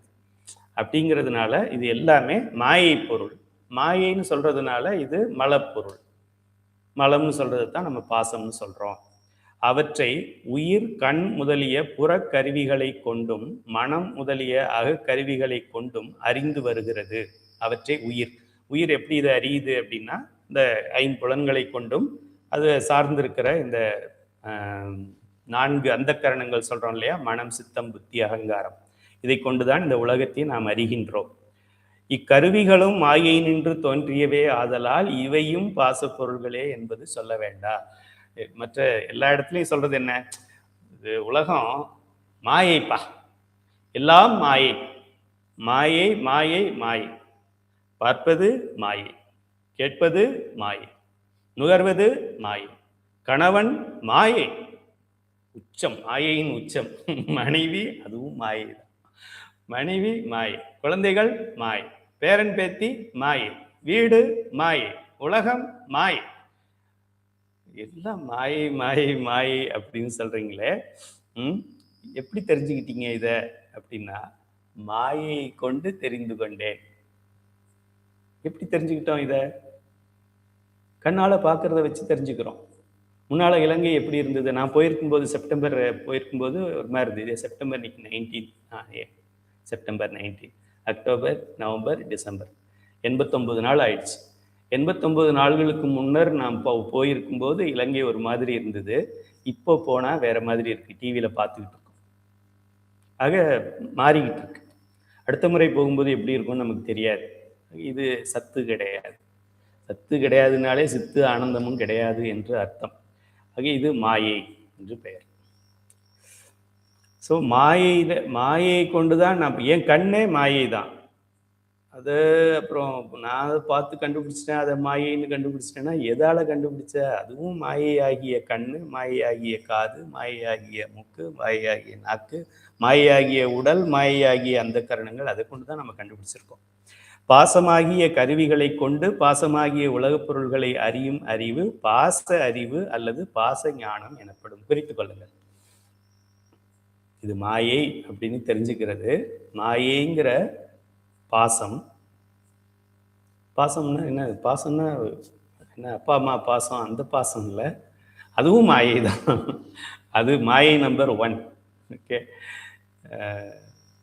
நானும் என் ஃப்ரெண்டும் சின்ன வயசுலேருந்து திக் ஃப்ரெண்ட்ஸ் சொல்லலாம். ஃபோன் பண்ணி ஒரு 10 lakhs பணம் வேணும்னு கேளுங்க, அதுக்கப்புறம் அவங்க ஃபோன் எடுக்க மாட்டார் ஃப்ரெண்ட், மிஸ்டு கால் ஆகிடும். அப்போ தெரியும் இது திக்கு ஃப்ரெண்டா திக்கு இல்லாத ஃப்ரெண்டா அப்படின்னு சொல்லிட்டு. பாசமாகிய கருவிகளை கொண்டு பாசமாகிய உலகப் பொருள்களை அறிகின்ற அறிவுக்கு பாச அறிவுன்னு பேர். ஏன்னா அறிகின்றதும் பாசம், அறியப்படுகின்றதும் பாசம், மொத்தமாக அங்கே பாசம் தான் நடந்துகிட்டு இருக்கு. அன்பை செலுத்துவரும் பாசம், அன்பை செலுத்தப்படுகிறவரும் பாசம். அப்படின்னா இது பாசம். பாசம்னா அன்பு பாசம் இல்லை, பாசம்னா மலம் என்று சொல்லுகின்றோம். பதி பசு பாசத்தை சொல்கிறோம். ஆக இது ஒரு அறிவு தான், இது இல்லைன்னு சொல்லலை. இது மாயைன்னு தெரிஞ்சுக்கிறதே ஒரு அறிவு தானே. நிறைய பேருக்கு அது தெரியாது. இது பர்மனெண்ட்டுன்னு நினச்சிக்கிட்டு இருக்காங்க. இந்த உலகம் பர்மனெண்ட்டு, என்னுடைய குடும்பம் பர்மனெண்ட்டு, என் பிள்ளைங்க பர்மனெண்ட்டு, பக்கத்து வீட்டில் செத்து போயிட்டாங்க, அது அவங்க சாவாங்க, வயசாகிடுச்சு சாவாங்க. இந்த வீட்டில் ஒருத்தர் செத்து போயிட்டாரு, அவர் ஏதோ ஹார்ட் அட்டாக் அவர் செத்து போயிட்டாரு, அந்த ஏதோ செத்து போயிட்டாங்க, அது புயல் வந்தது செத்து போயிட்டாங்க. ஆனால் நான் இங்கே தான் இருக்க போகிறேன் அப்படின்னு நம்ம நினச்சிக்கிட்டு இருக்கிறோம். இதுவும் ஒரு மாயை தான். இந்த அறிவுக்கு பெயர் பாச ஞானம் எனப்படும். பாச அறிவினால் புறப்பொருள்களை அறியும் இடத்து உயிர் தனது உண்மை நிலையை உணராது. அதாவது ஒரு இறந்தவங்க வீட்டுக்கு போகிறோம், கண்டோலன்ஸ் போகிறோம், அவங்களுக்கு போய் மாலை போடுறோம். இன்னைக்கு நான் ஒரு இறந்தவர் ஒருத்தருக்கு போயிட்டு நான் மாலை போட்டேன். இந்த மாலை நான் போடும் பொழுது, அந்த பாடிக்கு நம்ம மாலை வைக்கும் பொழுது நமக்கு என்ன தோணணும் அப்படின்னா, நமக்கும் ஒரு நாள் மாலை வரும், பெரிய மாலையாக வருமா சின்ன மாலையாக வருமா, அதில் ஒரு போட்டி. நான் பெரிய ஆளுன்னு காமிச்சிக்கிறேன். நான் கையிலேயே வர்றாருல, சும்மா சாதாரண 100 ரூபாய் மாலையை வாங்கிட்டு போக முடியாதுல்ல, பெரிய ஒரு ரோசா மாலையை ஆள் உயரத்துக்கு 2 பேர் எடுத்துகிட்டு வந்து அப்படியே அந்த பக்கம் 2 பேர் பிடிக்க, இந்த பக்கம் 2 பேர் பிடிக்க, அது ஒரு 4 பேர் ஃபோட்டோ எடுக்க. டே, செத்து போகிறது மாயை, அழியக்கூடியது, உடம்பு அழிஞ்சு போய் கிடக்கு, அதில் மாலை போடுறது நிரந்தரம்னு நீ நினைக்கிறியப்பா. இதுவும் ஒரு மாயை தான் நமக்கு. பாச அறிவினால் புறப்பொருள்களை அறியும் இடத்து உயிர் தனது உண்மை நிலையை அடையாது. நமக்கு ஒரு நாள் ஐஸ்பெட்டி உண்டு அப்படிங்கிறத தெரியாம தனக்கு வேறாகிய பொருள்களே தானாக மயங்கி உணரும் பாச அறிவினால் இங்கனம் உயிர் தன்னையே அறிய மாட்டாது என்றால் பதியாகிய இறைவனை எங்கனம் அறிய முடியும்? தன்னை அறியாதவன் தலைவனை எப்படி அறிய முடியும்? என் உடம்புல உயிர் இருக்குன்றதே நான் இன்னும் கண்டுபிடிக்கல. அது யாரா இருக்கட்டும், சயின்ஸாக இருக்கட்டும், இஸ்ரோவாக இருக்கட்டும், நாசாவாக இருக்கட்டும், பெரிய சயின்டிஸ்டாக இருக்கட்டும், நோபல் பரிசு வின்னராக இருக்கட்டும், அவர் உடம்புல உயிர் இருக்குங்கிறதே அவருக்கு தெரியாது. இன்னும் சயின்ஸ் கண்டுபிடிக்கல. அதையே கண்டுபிடிக்காதது, அந்த உயிருக்குள்ள சிவபெருமான் இருக்கிறாரப்பா, ஒன்றாயும் உடனாயும் அவர் இருந்து அறிவிக்கிறாரு உயிருக்குன்னா எவனுக்குமே ஏறாது. அப்படி எதுவுமே ஏறாதவனுக்கு இங்கே இந்தியாவில் தமிழ்நாட்டில் பேர் பகுத்தறிவாளன் அப்படின்னு பெயர். பாச ஞானத்தால் பாச பொருள்களையே தானாக மயங்கி அறிந்து வந்த உயிர் படிப்படியாக பக்குவம் பெற்று ஞானாசிரியரது உபதேசமும் பெற்று தயவு செய்து தீக்கை எடுங்க. தீக்கை எடுத்துட்டா மறுநாள் உயிர் போயிடும் அப்படின்னு யாராவது பயமுறுத்தினாலும் சந்தோஷமா போய் தீக்கை எடுங்க. எத்தனையோ பேர் சுதந்திர போராட்டத்தில் உயிர் கொடுத்துருக்குறாங்க. எத்தனையோ பேர் தற்கொலை படையில் போய் உயிரை மாய்த்துக்கிறார்கள். Even terrorist. அவங்களுக்கு அது அவங்களுடைய நோக்கம் சரியாக இருக்கலாம். ஆனால் தன்னுடைய உயிர், தன்னையே தான் உடம்பெல்லாம் பாம் கட்டிக்கிட்டு அந்த பாம்பை எக்னைட் பண்ணி நம்மளுடைய முன்னாடி prime minister, India prime minister Rajiv Gandhi அப்படி தானே கொண்டாங்க. தற்கொலை படைன்னு சொல்கிறாங்களே, தன்னை கொன்றாவது அங்கே இருக்கும். இதில் WTO அமெரிக்காவில் அந்த 9/11 பிளேனில் போயிட்டு உலக WTO வேர்ல்டு ட்ரேட் சென்டர் அது போய் இடித்தாங்களே, ஃப்ளைட்டை எடுத்துகிட்டு போயிட்டு ஒரு பைலட் ஒரு பில்டிங்கில் இடிக்கிறான் அப்படின்னா முதல்ல யார் சாவாங்க? அவன் தான் சாவான். அது தெரிஞ்சதே எடுத்துகிட்டு போய் இடிக்கிறான் பாருங்க. அப்போ அவனுடைய மனது எந்த அளவுக்கு பக்குவப்பட்டிருக்கும். பிடிக்கிறது முக்கியன்றது தான் அவனுக்கு தெரியுதே தவிர தன்னுடைய உயிர் போகும்னு மறந்துட்டான். அப்படி பாச ஞானத்தால் அதுக்கெல்லாம் நம்முடைய குருநாதர்கிட்ட உபதேசம் பெற வேண்டும். நாளைக்கு போயிடுவோம் அப்படின்னாலும் பரவாயில்ல, இன்னைக்கு சாயங்காலம் போய் பம்மல் சென்னையில் ஐயா ஒளியரசு ஐயா இருக்காங்க, ஐயா காலில் விழுந்துட்டிங்கன்னா அவங்க உபதேசம் பண்ணி உங்களை எழுப்பி விடுவாங்க. மறுநாள் போயிட்டு போகுது பரவாயில்ல. யார் யாரெல்லாம் நம்ம சொந்தக்காரவங்க சீரியஸாக இருக்கிறாங்கன்னு சொல்கிறாங்களோ உடனே ஒரு டீக்கையை கொடுத்து அனுப்பி விட்டுறலாம். இது தேராது, டாக்டர் சொல்லுவாங்க. இது வரைக்கும் நான் பார்க்குறேன், நான் சர்ஜரி பண்ணுறேன், நான் ட்ரீட் பண்ணுறேன், நாங்கள் பெரிய டாக்டர், அந்த டாக்டர், இந்த டாக்டர்பாங்க. கடைசியாக என்ன சொல்லுவாங்க, நாங்கள் பண்ண வேண்டியதெல்லாம் பண்ணிட்டோம், இனிமே அதை சொல்ல மாட்டாங்க, இனிமே அப்படின்னு மேலே பார்த்துட்டு போயிடுவாங்க. அப்புறம் என்ன சொல்லுவாங்க, வெண்டிலேட்டர் சப்போர்ட்டில் இருக்கிறார், அதை எடுத்துட்டோன்னா இது முடிஞ்சிடும், அதனால நீங்கள் முடிவு பண்ணிக்கங்க, எடுக்கட்டா இல்லை வீட்டில் போய் எடுத்துக்கிறீங்களா, அப்படி நீங்கள் முடிவு பண்ணிக்கங்க, அப்படி டாக்டர் சொல்லிடுவார். அப்படி டாக்டர் சொல்லிட்டாருன்னா யாராவது ஒரு குருநாதரை ஹாஸ்பிட்டலுக்கே கூட்டிகிட்டு போயிட்டு, ஐயா இவருக்கு தீக்கையை கொடுத்து விடுங்க, வெண்டிலேட்டர் ஹெட் சப்போர்ட் எடுக்கிறதுக்கு முன்னால் இவருக்கு ஒரு தீக்கையை கொடுத்துருங்க, 10 நிமிஷத்தில் கொடுத்துருவார் குருநாதர். கண்ணால் பார்ப்பார், மாணவனை பார்ப்பார், மாணவனை தொடுவார், மாணவனுக்கு அதில் ஒரு மந்திரத்தை சொல்லுவார், அவ்வளோ. இது எவ்வளோ நேரம் ஆகும்? அதனால் தீக்கை வாங்காமல் உடல்லேருந்து உயிர் போயிடாமல் பார்த்துக்கங்க. இன்னும் எத்தனை வருஷம் நீ இருக்கணும் அப்படின்னு உங்களை யாராவது கேட்டால் தீக்கை வாங்குற வரைக்கும் இருக்கணும் அப்படி வேண்டிக்கங்க. பெருமான்கிட்ட போய் விண்ணப்பம் வைக்கும் பொழுது எனக்கு அது வேணும், இது வேணும், மகனுக்கு மகன் பிறக்கணும், மகளுக்கு மகன் பிறக்கணும் அப்படிலாம் வேண்டாமல் எனக்கு தீக்கை வேணும் அப்படின்னு சொல்லி வேண்டுங்க. ஞானாசிரியனோடது உபதேசத்தை பெற்று ஐம்பொறி முதலிய கருவிகளும் அவற்றால் அறியப்படும் பொருள்களும் ஆகிய அனைத்தும் சடப்பொருளே அன்றி சித்துப்பொருள் ஆகா என்பதையும் தான் சித்துப்பொருள் ஆதலையும் அறிந்து தன்னை மாயா காரியமாகிய அவை அனைத்திலும் வேறு என்று உள்நோக்கி உணர்ந்து நிற்கும். இப்போ உங்களுக்குலாம் ஒரு கேள்வி வரும், ஐயா இப்போ நீங்கள் தான் சொல்லிட்டீங்க இதெல்லாம் மாயை சொல்லிட்டீங்க, எங்களுக்கு நல்லா புரியுது, நீங்கள் அதுவும் நீங்கள் நடத்தி எங்களுக்கு புரியாமல் இருக்குமா, புக்கு இருக்குது, அது இருக்குது, இது இருக்குது, எல்லாமே புரிஞ்சிருச்சு, இப்போ எதுக்கு தீக்கை? குருநாதர் என்ன சொல்லுவார் அப்படின்னா, இப்போ நீங்கள் அறிஞ்சிருக்கிற அறிவு இது என்ன அறிவு? இது இந்த உலக அறிவு. நேற்று தெரியாது, இன்னைக்கு தெரிஞ்சிருக்கு. இது போய் உயிரில் உங்களுக்கு எந்த மாற்றத்தையும் உண்டு பண்ணாது. குருநாதன் உபதேசம் செஞ்சார் அப்படின்னாக்கா அது நேராக உயிருக்கு போயிடும், அது விஐபி ட்ரீட்மெண்ட்டில் உள்ளே போயிடும். உள்நோக்கி உணர்ந்து நிற்கும்.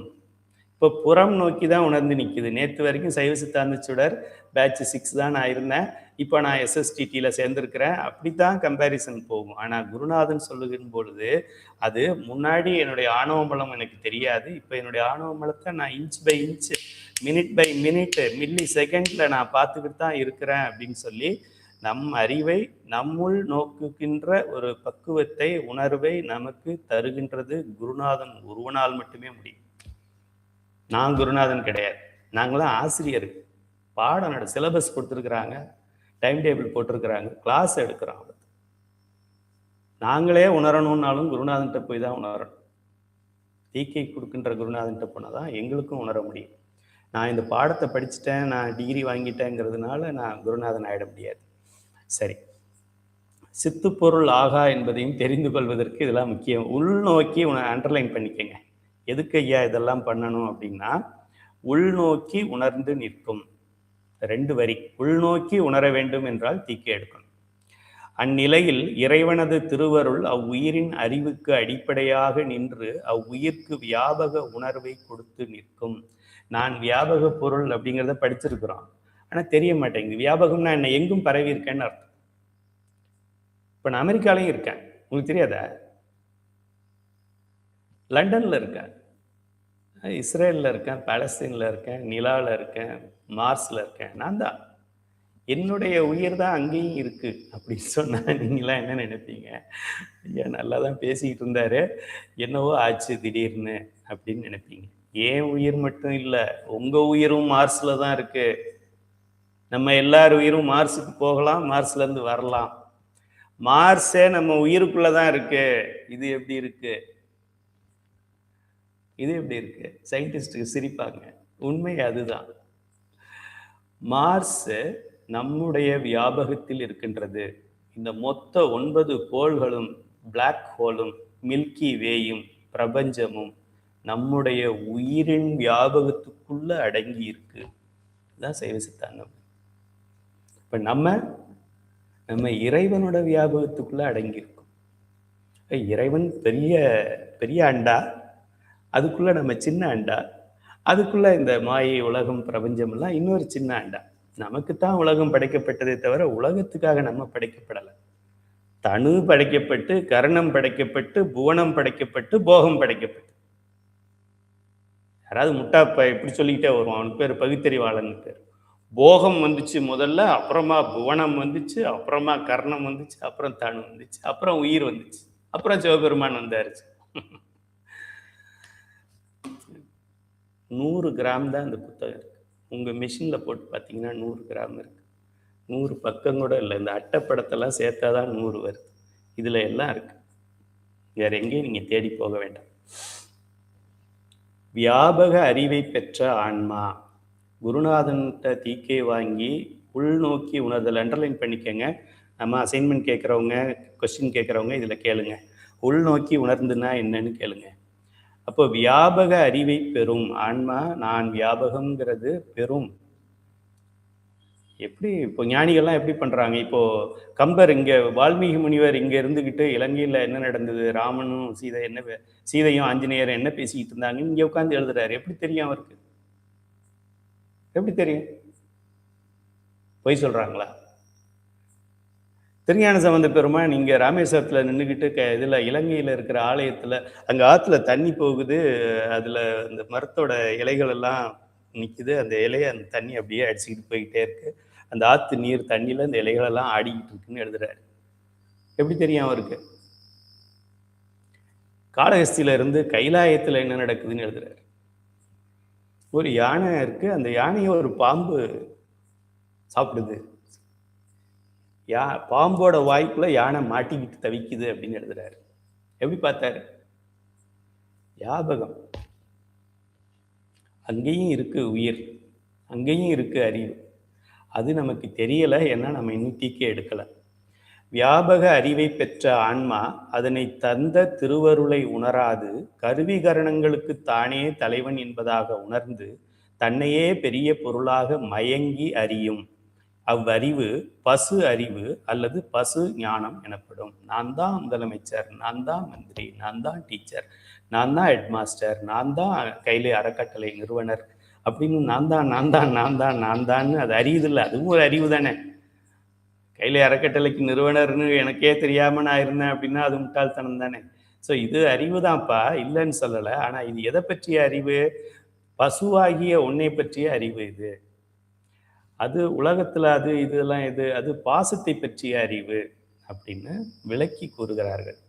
கருவிகள் அனைத்திலும் வேறாய், எல்லா கருவிகளிலும் வேறாய் தன்னை சிந்தித்து தன்னை சித்து பொருளாக அறியும் இவ்வறிவு மேற்கூறிய பாச ஞானத்திற்கு மேற்பட்ட ஞானமாயினும் பசுவாகிய தனக்கு மேல் உள்ள பதிப்பொருளை அறிய மாட்டாது பசுவாகிய தன்னையே பதியாக அறிந்து நிற்கும் அறிவு ஆதலின் பசு ஞானம் எனப்பட்டது.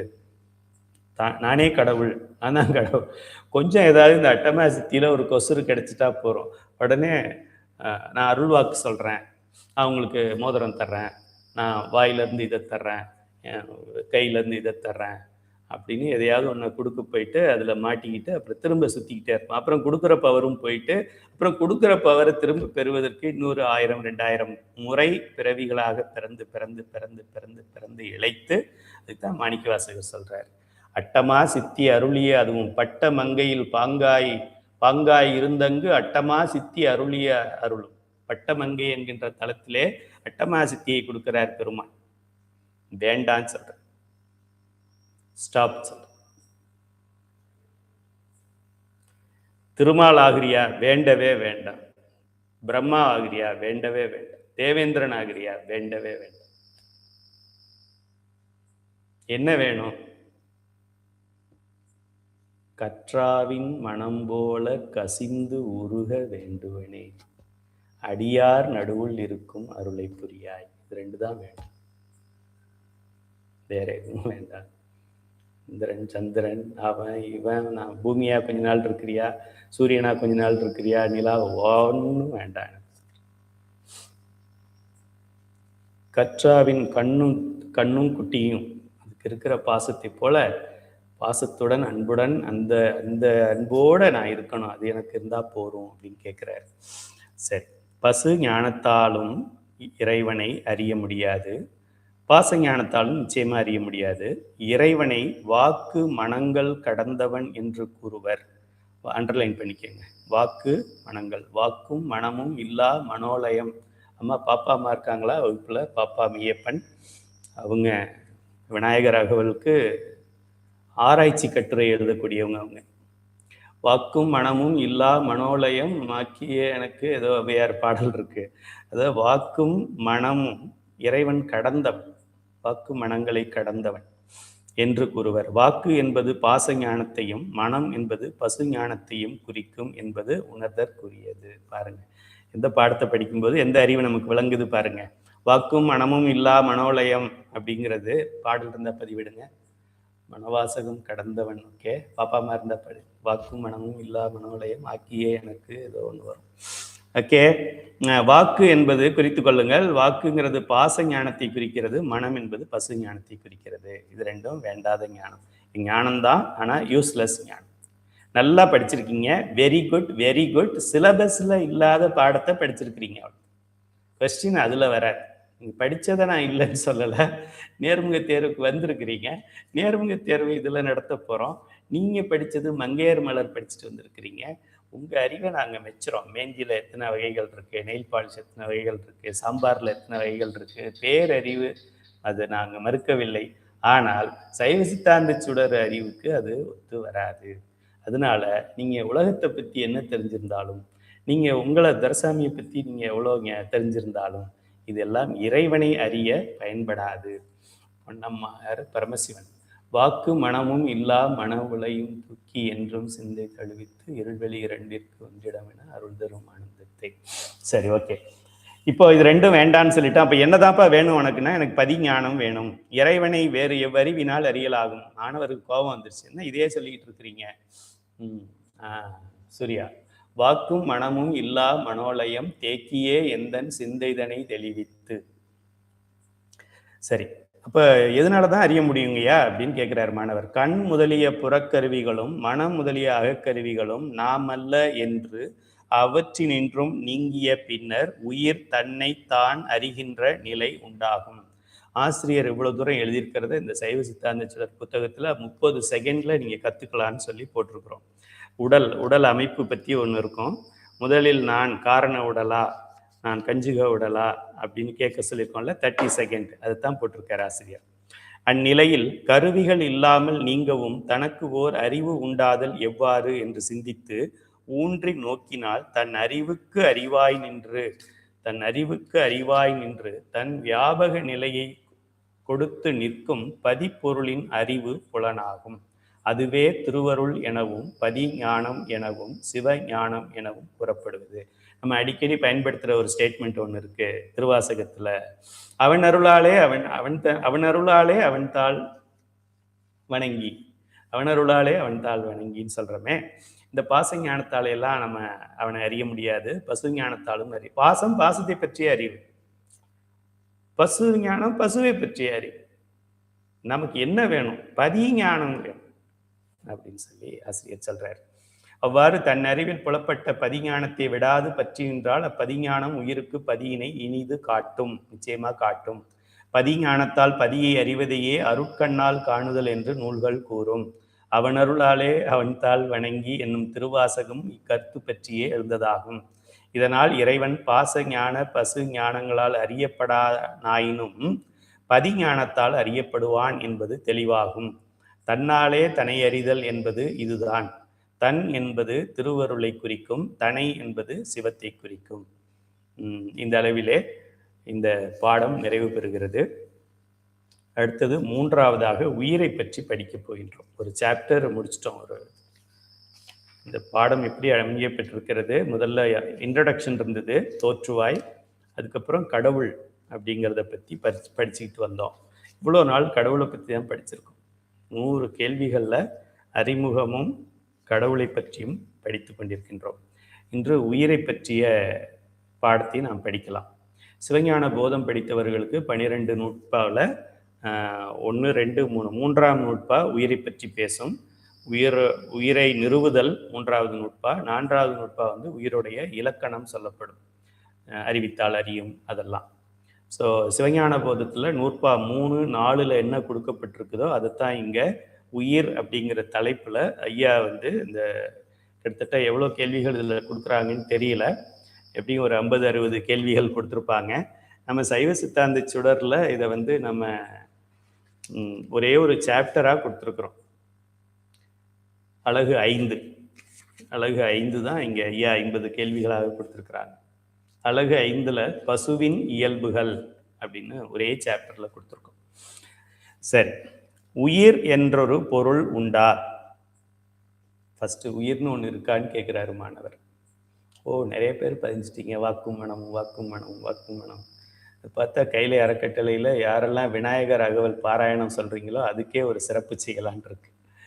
தெரியுதம்மா ஐஸ்வர்யா டைலர்ஸ் கயல்விழி. உயிர் என்றொரு பொருள் உண்டா மாணவர் கேட்கிறார். உடம்பில் நாள்தோறும் இன்ப துன்ப உணர்வுகளும் அனுபவங்களும் ஏற்படுகின்றன. அவற்றை அறிந்து அனுபவிக்கின்ற பொருள் ஒன்று இருத்தல் வேண்டும் அல்லவா? ரொம்ப இன்னைக்கு எனக்கு மனசே சரியில்லைப்பா அப்படின்னு சொல்றோம். மனசே சரியில்லைப்பா அப்படின்னு சொல்றோம். இப்ப என்னுடைய மனசு சரியில்லை அப்படின்னா, மனசு அது நம்ம எப்படி வேணாலும் மனம், சித்தம், புத்தி, அகங்காரம் எப்படி வச்சுக்கிட்டாலும் சரி, எல்லாத்தையும் ஒன்னா சேர்த்து மனசுன்னு வச்சுக்குவோம். என் மனசு சரியில்லை அப்படின்னு ஒன்று சொல்லுது. அப்ப அது எதுவாக இருக்க முடியும்? இந்த பையன் ஒழுங்கா படிக்க மாட்டேங்கிறான் அப்படின்னு ஒருத்தர் சொல்றார். அப்ப அவர் யாராக இருக்க முடியும்? இந்த பையன் ஒழுங்கா படிக்க மாட்டேங்கிறான் அப்படின்னு ஒருத்தர் சொன்னா அவர் யாரா இருக்க முடியும்? பையன் வேறு, சொல்றவர் வேறுன்னு அர்த்தம். ஃபர்ஸ்ட் அவர் யாருன்னு அப்புறம் பார்ப்போம். அதுபோல என் மனசு சரியில்லை அப்படின்னா என் மனசு வேற, கைலை துரைசாமியோடைய உயிர் வேற. இது முதல்ல நமக்கு தெரிஞ்சிடணும். இது தெரிஞ்சிருச்சுன்னா எந்த துன்பமும் துன்பம் இல்லை. என் உடம்பு ரொம்ப வலிக்குது, ஏன் உடம்பு வலிக்குது? இப்போ உடம்பு வலிக்குது, ஏன் யாரு? என்னுடைய. இப்ப அந்த என்னுடையங்கிறவர் யாரு? கைலை துரைசாமி ஐயாவுடைய உடம்பு வலிக்குது, என்னுடைய உடம்பு வலிக்குதுன்னு ஐயா சொல்றாரு. என்னுடைய உடம்பு வலிக்குது அப்படின்னா என்னுடையங்கிறது வேற சப்ஜெக்ட், அது ஆப்ஜெக்ட், அது தனியாயிடுது. அப்போ நான் வேறு, என்னுடைய உடம்பு வேறு. நான் வேறு, என்னுடைய சிந்தனை வேறு. நான் வேறு, என்னுடைய இன்பம் வேறு, என்னுடைய துன்பம் வேறு. நான் வேறு, என் கண் வேறு. நான் வேறு, என் காது வேறு. நான் வேறு, என் மூக்கு வேறு. நான் வேறு, என் நாக்கு வேறு. நான் வேறு, என் உடல் வேறு. நான் வேறு, என் அறிவு வேறு. நான் யார்? இன்னைக்கு உலகத்துல $multi-million கொஸ்டின் இது. நான் யார்? நான் யார்? எந்த ஒரு ஆன்மீக புத்தகத்து கடையில் போனாலும் இந்த தலைப்பில் புத்தகம் இல்லைன்னா அந்த கடைக்குள்ளே நுழையாதே. ஹூ ஆம் ஐ அப்படின்னு தலைப்பில் பல ஆசிரியர்கள் எழுதியிருப்பாங்க. உடம்பே அவற்றை அறிந்து அனுபவிக்கிறது என்று கூறலாமா? உடம்பு அறிவற்ற சடம். ஆகையால் அது இன்ப துன்பங்களை அறியும் என்றாலும் அனுபவிக்கும் என்றாலும் பொருந்தாது. பார்க்குறான், வலிக்குது அப்படின்னு சொல்றான். இப்போ யாருக்கு வலிக்குது? யாருக்கு வலிக்குது? என்னுடைய உடம்புக்கு வலிக்குதா? உடம்புக்கு வலிக்குதா? இல்லை இது வலி அப்படின்னு இங்க நர்வஸ் சிஸ்டம் மூலமா பிரெயினுக்கு போயிட்டு இது வலியப்பா அப்படின்னு சொல்லுதே, பிரெயினுக்கு வலிக்குதா? என்னுடைய உயிருக்கு வலிக்குதா? உயிருக்கு வலிக்குமா? உயிர் வியாபக பொருள், அது வலிக்குமா? அதுக்குள்ள சிவபெருமான் இருக்காரு, அவருக்கு வலிக்குமா? இப்ப எனக்கு வலிக்கிறது, அடிக்காத, என்னை திட்டாத, எனக்கு கோபம் வருது, என்னைய பார்க்காத, எனக்கு எரிச்சலா வருது. எனக்கு எரிச்சலா வருது அப்படின்னா என்ன அர்த்தம்? எரிச்சல் வேற, நான் வேற அப்படின்னா. இது தெரிஞ்சுக்கிட்டா நமக்கு பேர் என்ன தெரியுமா? ஞானி என்று பெயர். தாடி வைத்திருக்க வேண்டும், தலைகீழாக நிற்க வேண்டும், இமயமலையில் இருக்க வேண்டும் கிடையாது. நான், என்னுடைய உயிர் வேறு, இந்த உடலும் அதாவது தனு வேறு, கரணம் வேறு, புவனம் வேறு, போகம் வேறு, நான் வேறு. மொத்த 4 பொருள் மட்டும் இல்லை. முதல் பொருளுக்காகத்தான் இந்த 4 பொருளும் உருவாக்கப்பட்டது.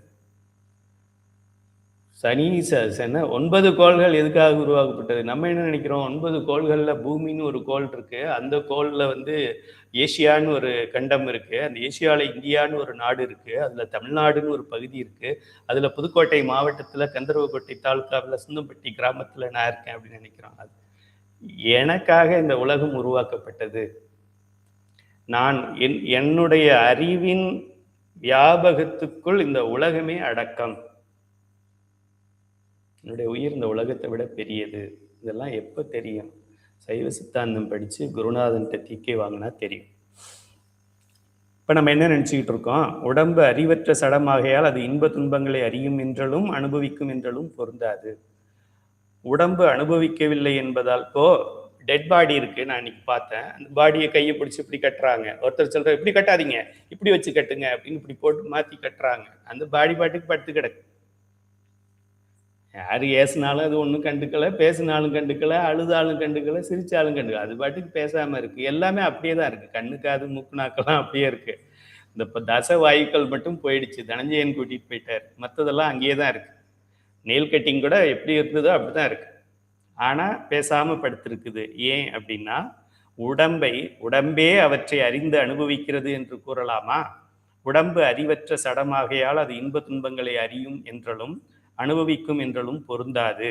உடம்பு அனுபவிக்கவில்லை என்றால் உடம்பினுள்ளே உடம்பிற்கு வேறாய் ஒரு பொருள் இருத்தல் வேண்டும். அது அறிவு பொருளாய் இருத்தல் வேண்டும். எனக்கு வலிக்கிறது அப்படின்னு ஒன்று சொல்லுது. வலிக்கிறதுன்னு சொல்லணும்னா அறிவு இருக்கணும்ல. இது அல்வா எடுத்து வச்சு டேஸ்டா இருக்கே அப்படி சொல்றோம். இது ஏன் டேஸ்டா இருக்குன்னு சொல்றோம்? இது ஏன் கசப்பா இருக்குன்னு சொல்றது இல்லை. ஏற்கனவே ஒரு அறிவு பொருள், இதுக்கு பேரு டேஸ்ட், இனிப்புன்னு பெயர், இது கசப்பு இல்லை அப்படின்னு நமக்கு பதிவு செய்யுது. அதெல்லாம் எதுவாக இருக்க வேண்டும்? அறிவு பொருளாகத்தான் இருக்க வேண்டும். அந்த அறிவு பொருளே இன்ப துன்பங்களை அறிந்து நுகர்கிறது எனல் வேண்டும். அப்பொருளே உயிர் என்று சொல்லப்படுகிறது. இதெல்லாம் என்ன நடக்குது அப்படிங்கிறத கண் பார்த்தாலும், நம்ம ஏற்கனவே படிச்சிருக்கோம், கண் பார்த்தாலும் ஒன்றாயும் உடனாயும் வேறாயும்ல படிச்சிருக்கோம். கண்ணு தான் பார்க்குது, ஆனால் கண்ணா பார்க்குது? இந்த கண்ணை எடுத்துட்டு வேற கண்ணு வைக்கிறாங்க ஹாஸ்பிட்டலில். கண்ணு மூலமா உயிர் பார்க்குது. உயிரா பார்க்குது? சிவபெருமான் உயிர் மூலமா கண் மூலமா பார்க்கிறார். 3 ஸ்டேஜ் இருக்கு. உயிர் என்று பொதுவாக ஒப்புக்கொள்ளப்படுகின்ற பொருள் எது? எதை உயிர்னு சொல்றாங்க? மாணவர் திரும்ப திரும்ப இன்னும் இதிலே 10 கேள்வி கேட்பார். சாதாரண கொஸ்டின் கிடையாதுல்ல. இது மட்டும் தெரிஞ்சுக்கிட்டா தமிழ்நாட்டில் யாரும் பகுத்தறிவாளன்னு பேச மாட்டேன். ஃபஸ்ட்டு அவன்கிட்ட கேளுங்க, சிவன் எங்கே இருக்காருன்னு கேட்பான், முருகன் எங்கே இருப்பாருன்னு கேட்பான், முருகனுக்கு ஏன் 2 பொண்டாட்டின்னு கேட்பான். ஃபஸ்ட்டு உனக்கு உயிர் இருக்காடா கேள். சொல்ல தெரியாது. உயிர் என்று பொதுவாக ஒப்புக்கொள்ளப்படுகின்ற பொருள் எது? உடம்பிற்கு வேறானதாய், உடம்பை தனக்கு இடமாக கொண்டு அறிந்து வருகின்ற அறிவு பொருளே உயிர் என்பது பொதுவாக ஒப்புக்கொள்ளப்பட்ட கருத்தாகும். ஆசிரியரும் சொல்லிட்டார், என்மனார் புலவர் அப்படின்னு சொல்லிட்டார். பெரியவங்க அப்படி சொல்லுவாங்க அப்படின்னு சொல்லியிருக்கிறார். யான் என தன்னை நோக்கி அறியும் அறிவே உயிர் என்று சொல்லலாம். ஐயா, இன்னும் கொஞ்சம் புரியுற மாதிரி சொல்லுங்க. நீங்களும் சன்னியாசிங்க சொல்ற மாதிரியே சொல்றீங்க, சாதாரண ஆளுக்கு புரியுற மாதிரி சொல்லுங்க அப்படின்னா, யான் என தன்னை நோக்கி அறியும் அறிவே உயிர்னு சொல்லலாம். ஏன்னா உயிரை தனியாக பார்க்க முடியாது. அதனால நான் அறிகிறேன், நான் போகிறேன், நான் பிறந்திருக்கேன், நான் சந்தோஷமாக இருக்கேன், நான் கொஞ்சம் துன்பத்தில் இருக்கேன், நான் கொஞ்சம் மூட் அவுட் ஆகியிருக்கேன் அப்படின்னு எது இந்த உலகத்தில் எல்லாம் மோசமாக நடந்துக்கிட்டு இருக்கு, அரசியல் சரியில்லை, சமுதாயம் சரியில்லை, எது இந்த உலகத்தை அறிந்து கொண்டு இருக்கிறதோ அதுக்கு பெயர் உயிர் என்று பெயர். ஏதேனும் ஒன்றை செய்யும் பொழுதும் அறியும் பொழுதும் நான் இதை செய்கின்றேன், நான் இதை அறிகின்றேன் என உணர்வு நிகழ்கிறது. இங்கு நான் என்றது உயிரை குறிக்கும். இப்ப நான் உங்களுக்கு வகுப்பு எடுக்கின்றேன், நீங்கள் வகுப்பை கவனிக்கிறீங்கன்னு நினைக்கிறேன். நீங்கள் வகுப்பை கவனிக்கிறீர்கள் அப்படின்னா என்ன அர்த்தம்? நான் அப்படின்னு அந்த சொல்லப்படுகின்றத நம்ம உயிர்னு வச்சுக்கிறோம். என்னுடைய உயிர் உங்களுக்கு வகுப்பு எடுக்கிறது. எதை கொண்டு எடுக்கிறது? மாயை காரியமாகிய இந்த தனுகரண புவன போகத்தை கொண்டு எடுக்கிறது. நீங்க எதை கொண்டு? அதே தனுகரண புவன போகத்தை கொண்டு அதை வாங்கி உயிருக்குள்ள எடுத்துக்கிறீங்க. உங்க உயிர் தான் பாடம் கேட்குது, என்னோட உயிர் தான் பாடம் சொல்லி கொடுக்குது. நம்ம என்ன நினைச்சுக்கிறோம், இது கந்தசாமி ஐயா, இது கைலேந்திர சாமி ஐயா, அப்படி உடம்பை பார்த்து நம்ம ஐடென்டிஃபை பண்றோம். உயிர் சொல்லி கொடுத்து உயிர் தான் புரிந்து கொள்கிறதுங்கிறத நம்ம தெரிந்து கொள்ள வேண்டும். உயிர் ஆன்மா என்பன ஒரு பொருட்சொற்களாகும். அண்டர்லைன் பண்ணிக்கங்க. சைவ சித்தாந்தத்தை பொறுத்த வரைக்கும் ஆன்மா அப்படின்னு சொல்றதும் உயிர்னு சொல்றதும் ஒண்ணுதான். உயிர் இப்படி இருந்தது, அப்புறமா அது பெருசாக பெருசாக பெருசாக அதுக்கு பேர் ஆன்மான்னு பேரு. உயிர் தனியா இருந்தா உயிர்னு பேரு, உடலோட சேர்ந்தா ஆன்மான்னு பேரு. இப்படியெல்லாம் பல பல பல மற்ற சமயங்கள்ல பல பல கருத்துக்களை சொல்லுவார்கள். சைவ சித்தாந்தத்துல அடிப்படை மாணவருக்கு புரியறதுக்கு இந்த பட்டிமன்றம், ஆர்கியூமெண்ட்டு, ரிசர்ச்சுக்கு நீங்க போகாதீங்க. உயிர்னாலும் ஆன்மா என்பது ஒரே பொருளை குறிக்கின்ற சொல்லாகும். ஏதேனும் ஒன்றை செய்யும் பொழுதும் அறியும் பொழுதும் நான் இதை செய்கின்றேன், நான் இதனை அறிகின்றேன் என உணர்வு நிகழ்கிறது. இங்கு நான் என்றது உயிரை குறிக்கும் இப்படின்னு ஆசிரியர் சொல்றார். மாணவர் விடமாட்டேங்கிறார். இப்போ உடம்பு உயிராகுமோ? நான் செய்கிறேன்னு சொல்றேன், நான் தான் கிளாஸ் எடுக்கிறேன், நான் தான் அறக்கட்டளை நடத்துறேன். அப்போ நான் சொல்றேனே, நான் தான் உயிரா அப்படின்னு மாணவர் கேட்கிறாரு. எப்படி பிரிச்சு பிரிச்சு பிரிச்சு பிரிச்சு பகுத்து பகுத்து அறிகிறாங்க பாருங்க. இப்ப நம்ம தான் பகுத்தறிவாளர்கள். எவ்வளவு பகுத்து அறிஞ்சிருக்கோம். உயிர் என்று ஒரு பொருள் உண்டா? அறிஞ்சிருக்கிறோம். உயிர் என்று பொதுவாக ஒப்புக்கொள்ளப்படுகின்ற பொருள் எது? அதையும் நம்ம அறிஞ்சிருக்கிறோம். யான் அப்படின்னு நம்ம கிட்ட சொன்னா, எனக்கு மூட் அவுட்டா இருக்கு, எனக்கு சோகமா இருக்கு, எனக்கு சந்தோஷமா இருக்குன்னு சொல்றோம்.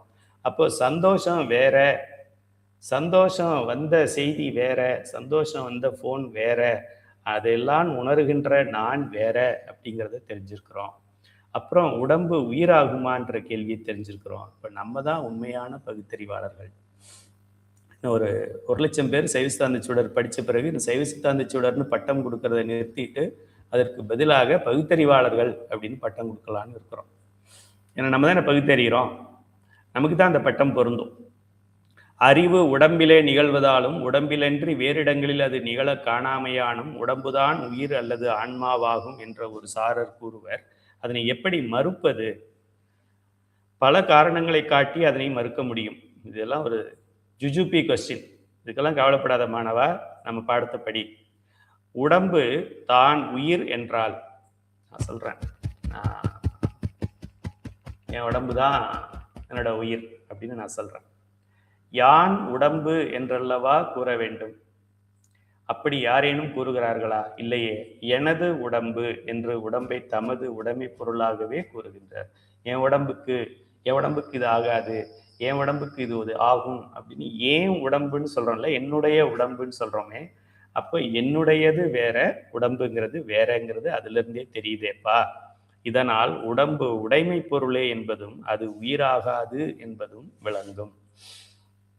யான் பருத்து விட்டேன், யான் மெலிந்து விட்டேன் என்று கூறுவது. யான்கிறத நான் வச்சுக்கலாம் நம்ம வழக்கத்துக்கு. யான் பருத்து விட்டேன்னா நம்ம சொல்றோம், நான் குண்டாயிட்டேன், நான் கொஞ்சம் வெயிட் போட்டேன், நான் கொஞ்சம் வெயிட் குறைஞ்சிட்டேன், அப்படிதானே நம்ம சொல்றோம். அதனால யான்கிறத நான் கூட நீங்க படித்துக் கொள்ளலாம். நான் மெலிந்து விட்டேன் என்று கூறுவது பெரு வழக்கமாக உள்ளது. இவ்வழக்கில் யான் என்பது உயிரையும் பருத்தல் மெலிதல் என்பன உடம்பையும் குறித்தல் வெளிப்படை. நான் இழைச்சிட்டேன் அப்படின்னா என்ன அர்த்தம்? இழைச்சது உடம்பு. முன்னாடி 65 கிலோ இருந்தது, இப்போ 60 கிலோ ஆயிடுச்சு. இழைத்தது உடம்பு, உயிர் கிடையாது. இப்போ நான் இழைத்து விட்டேன் அப்படின்னா உடம்பு அதுவே சொல்லிக்குதா நான் இழைச்சிட்டேன்னு சொல்லி? அதுக்கு அறிவு கிடையாது, அதனால அதுக்கு இழைச்சதே தெரியாது.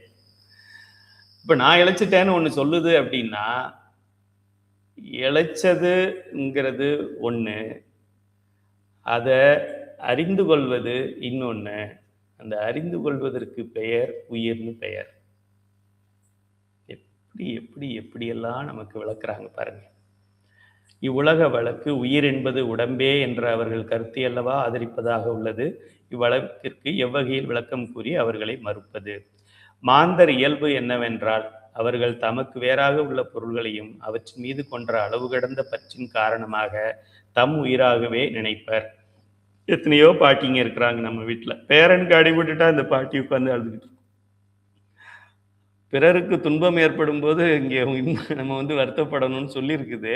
ஆனா பேரனுக்கு துன்பம் பிறர் மறந்துடுறோம். நம்ம பேரன் பேத்திக்கு துன்பம் ஏற்பட்டால் மட்டும்தான் நம்ம கண்ணுல தண்ணி வருது. பக்கத்து வீட்டு குழந்தைக்கு துன்பம் ஏற்பட்டா அது நம்ம கண்ணுல தண்ணி வர்றது கிடையாது பல பேருக்கு. அப்பொருள்கள் தமக்கு வேறானவை என்பதை எண்ணாமல் அவற்றை தாமாகவே மதிப்பர்.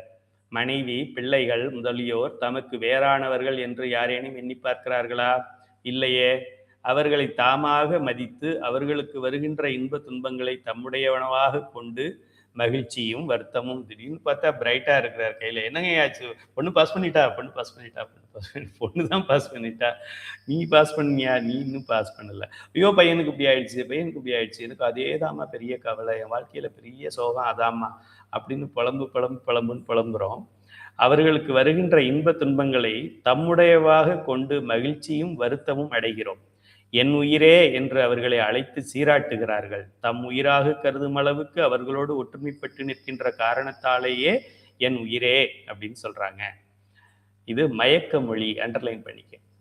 என் உயிரே, ரத்தத்தின் ரத்தமே அப்படிலாம் யாராவது சொன்னாங்கன்னா நம்மளை மயக்க முயற்சிக்கிறாங்கன்னு அர்த்தம். இம்முறை மயக்க முயற்சிக்கிறாங்க, அவங்களும் மயங்கி இருக்கு. ஒண்ணு நம்மளை மயக்க முயற்சிக்கிறாங்க, இல்லைன்னா அவங்களே மயங்கி போய் இருக்கிறாங்க, ஏதோ ஒண்ணு.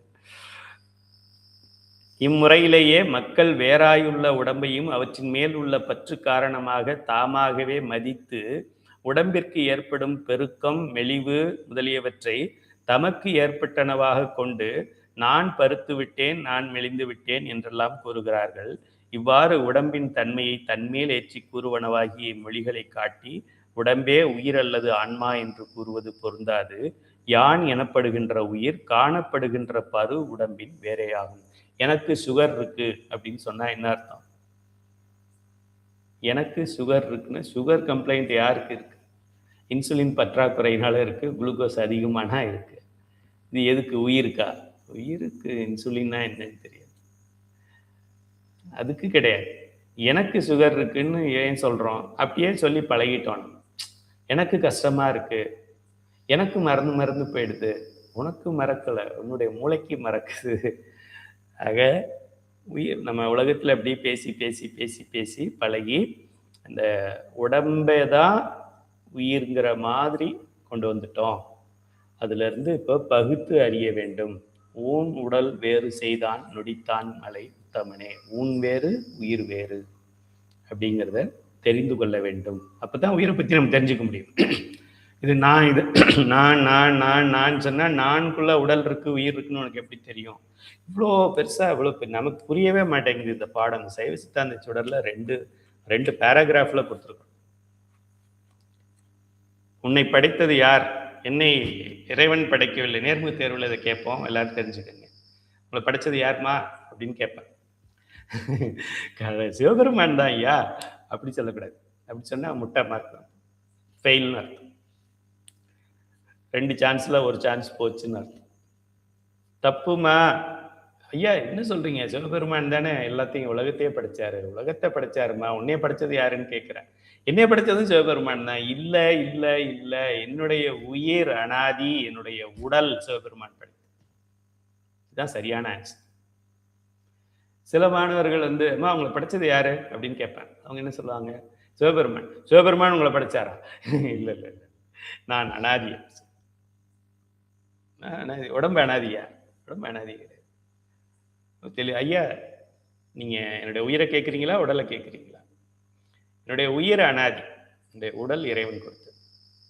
என்னுடைய கண்மம் என்று சொல்லக்கூடிய இருவினைகளுக்கு ஏற்றாற்போல் இறைவன் சஞ்சிதத்திலிருந்து பிரார்த்தமாக கொடுத்திருக்கிறார். அப்படி சொல்றது தான் கைலை அறக்கட்டளையில படித்த மாணவர்னு பேர். இல்லைன்னா வேற எங்கேயாவது படிச்சிருக்கிறீங்க, குழப்பி சொன்னீங்க, புரியாம சொல்றீங்க அப்படின்னா இங்கே கைலை அறக்கட்டளையில படிக்கல, இங்கே ஒழுங்கா படிக்கல, இல்லைன்னா இங்கே படிக்கல, வேற எங்கேயோ நல்லா படிச்சிருக்கீங்கன்னு அர்த்தம். அப்படி யான் எனப்படுகின்ற உயிர் காணப்படுகின்ற பரு உடம்பின் வேறாகும். அண்டர்லைன் பண்ணிக்கங்க. உடம்பு வேறு உயிர் வேறு அப்படிங்கிறத ஆசிரியர் எஸ்டாப்ளிஷ் பண்ணியிருக்கார். இந்த அளவிலே நாம் இன்றைய வகுப்பை நிறைவு செய்வோம்.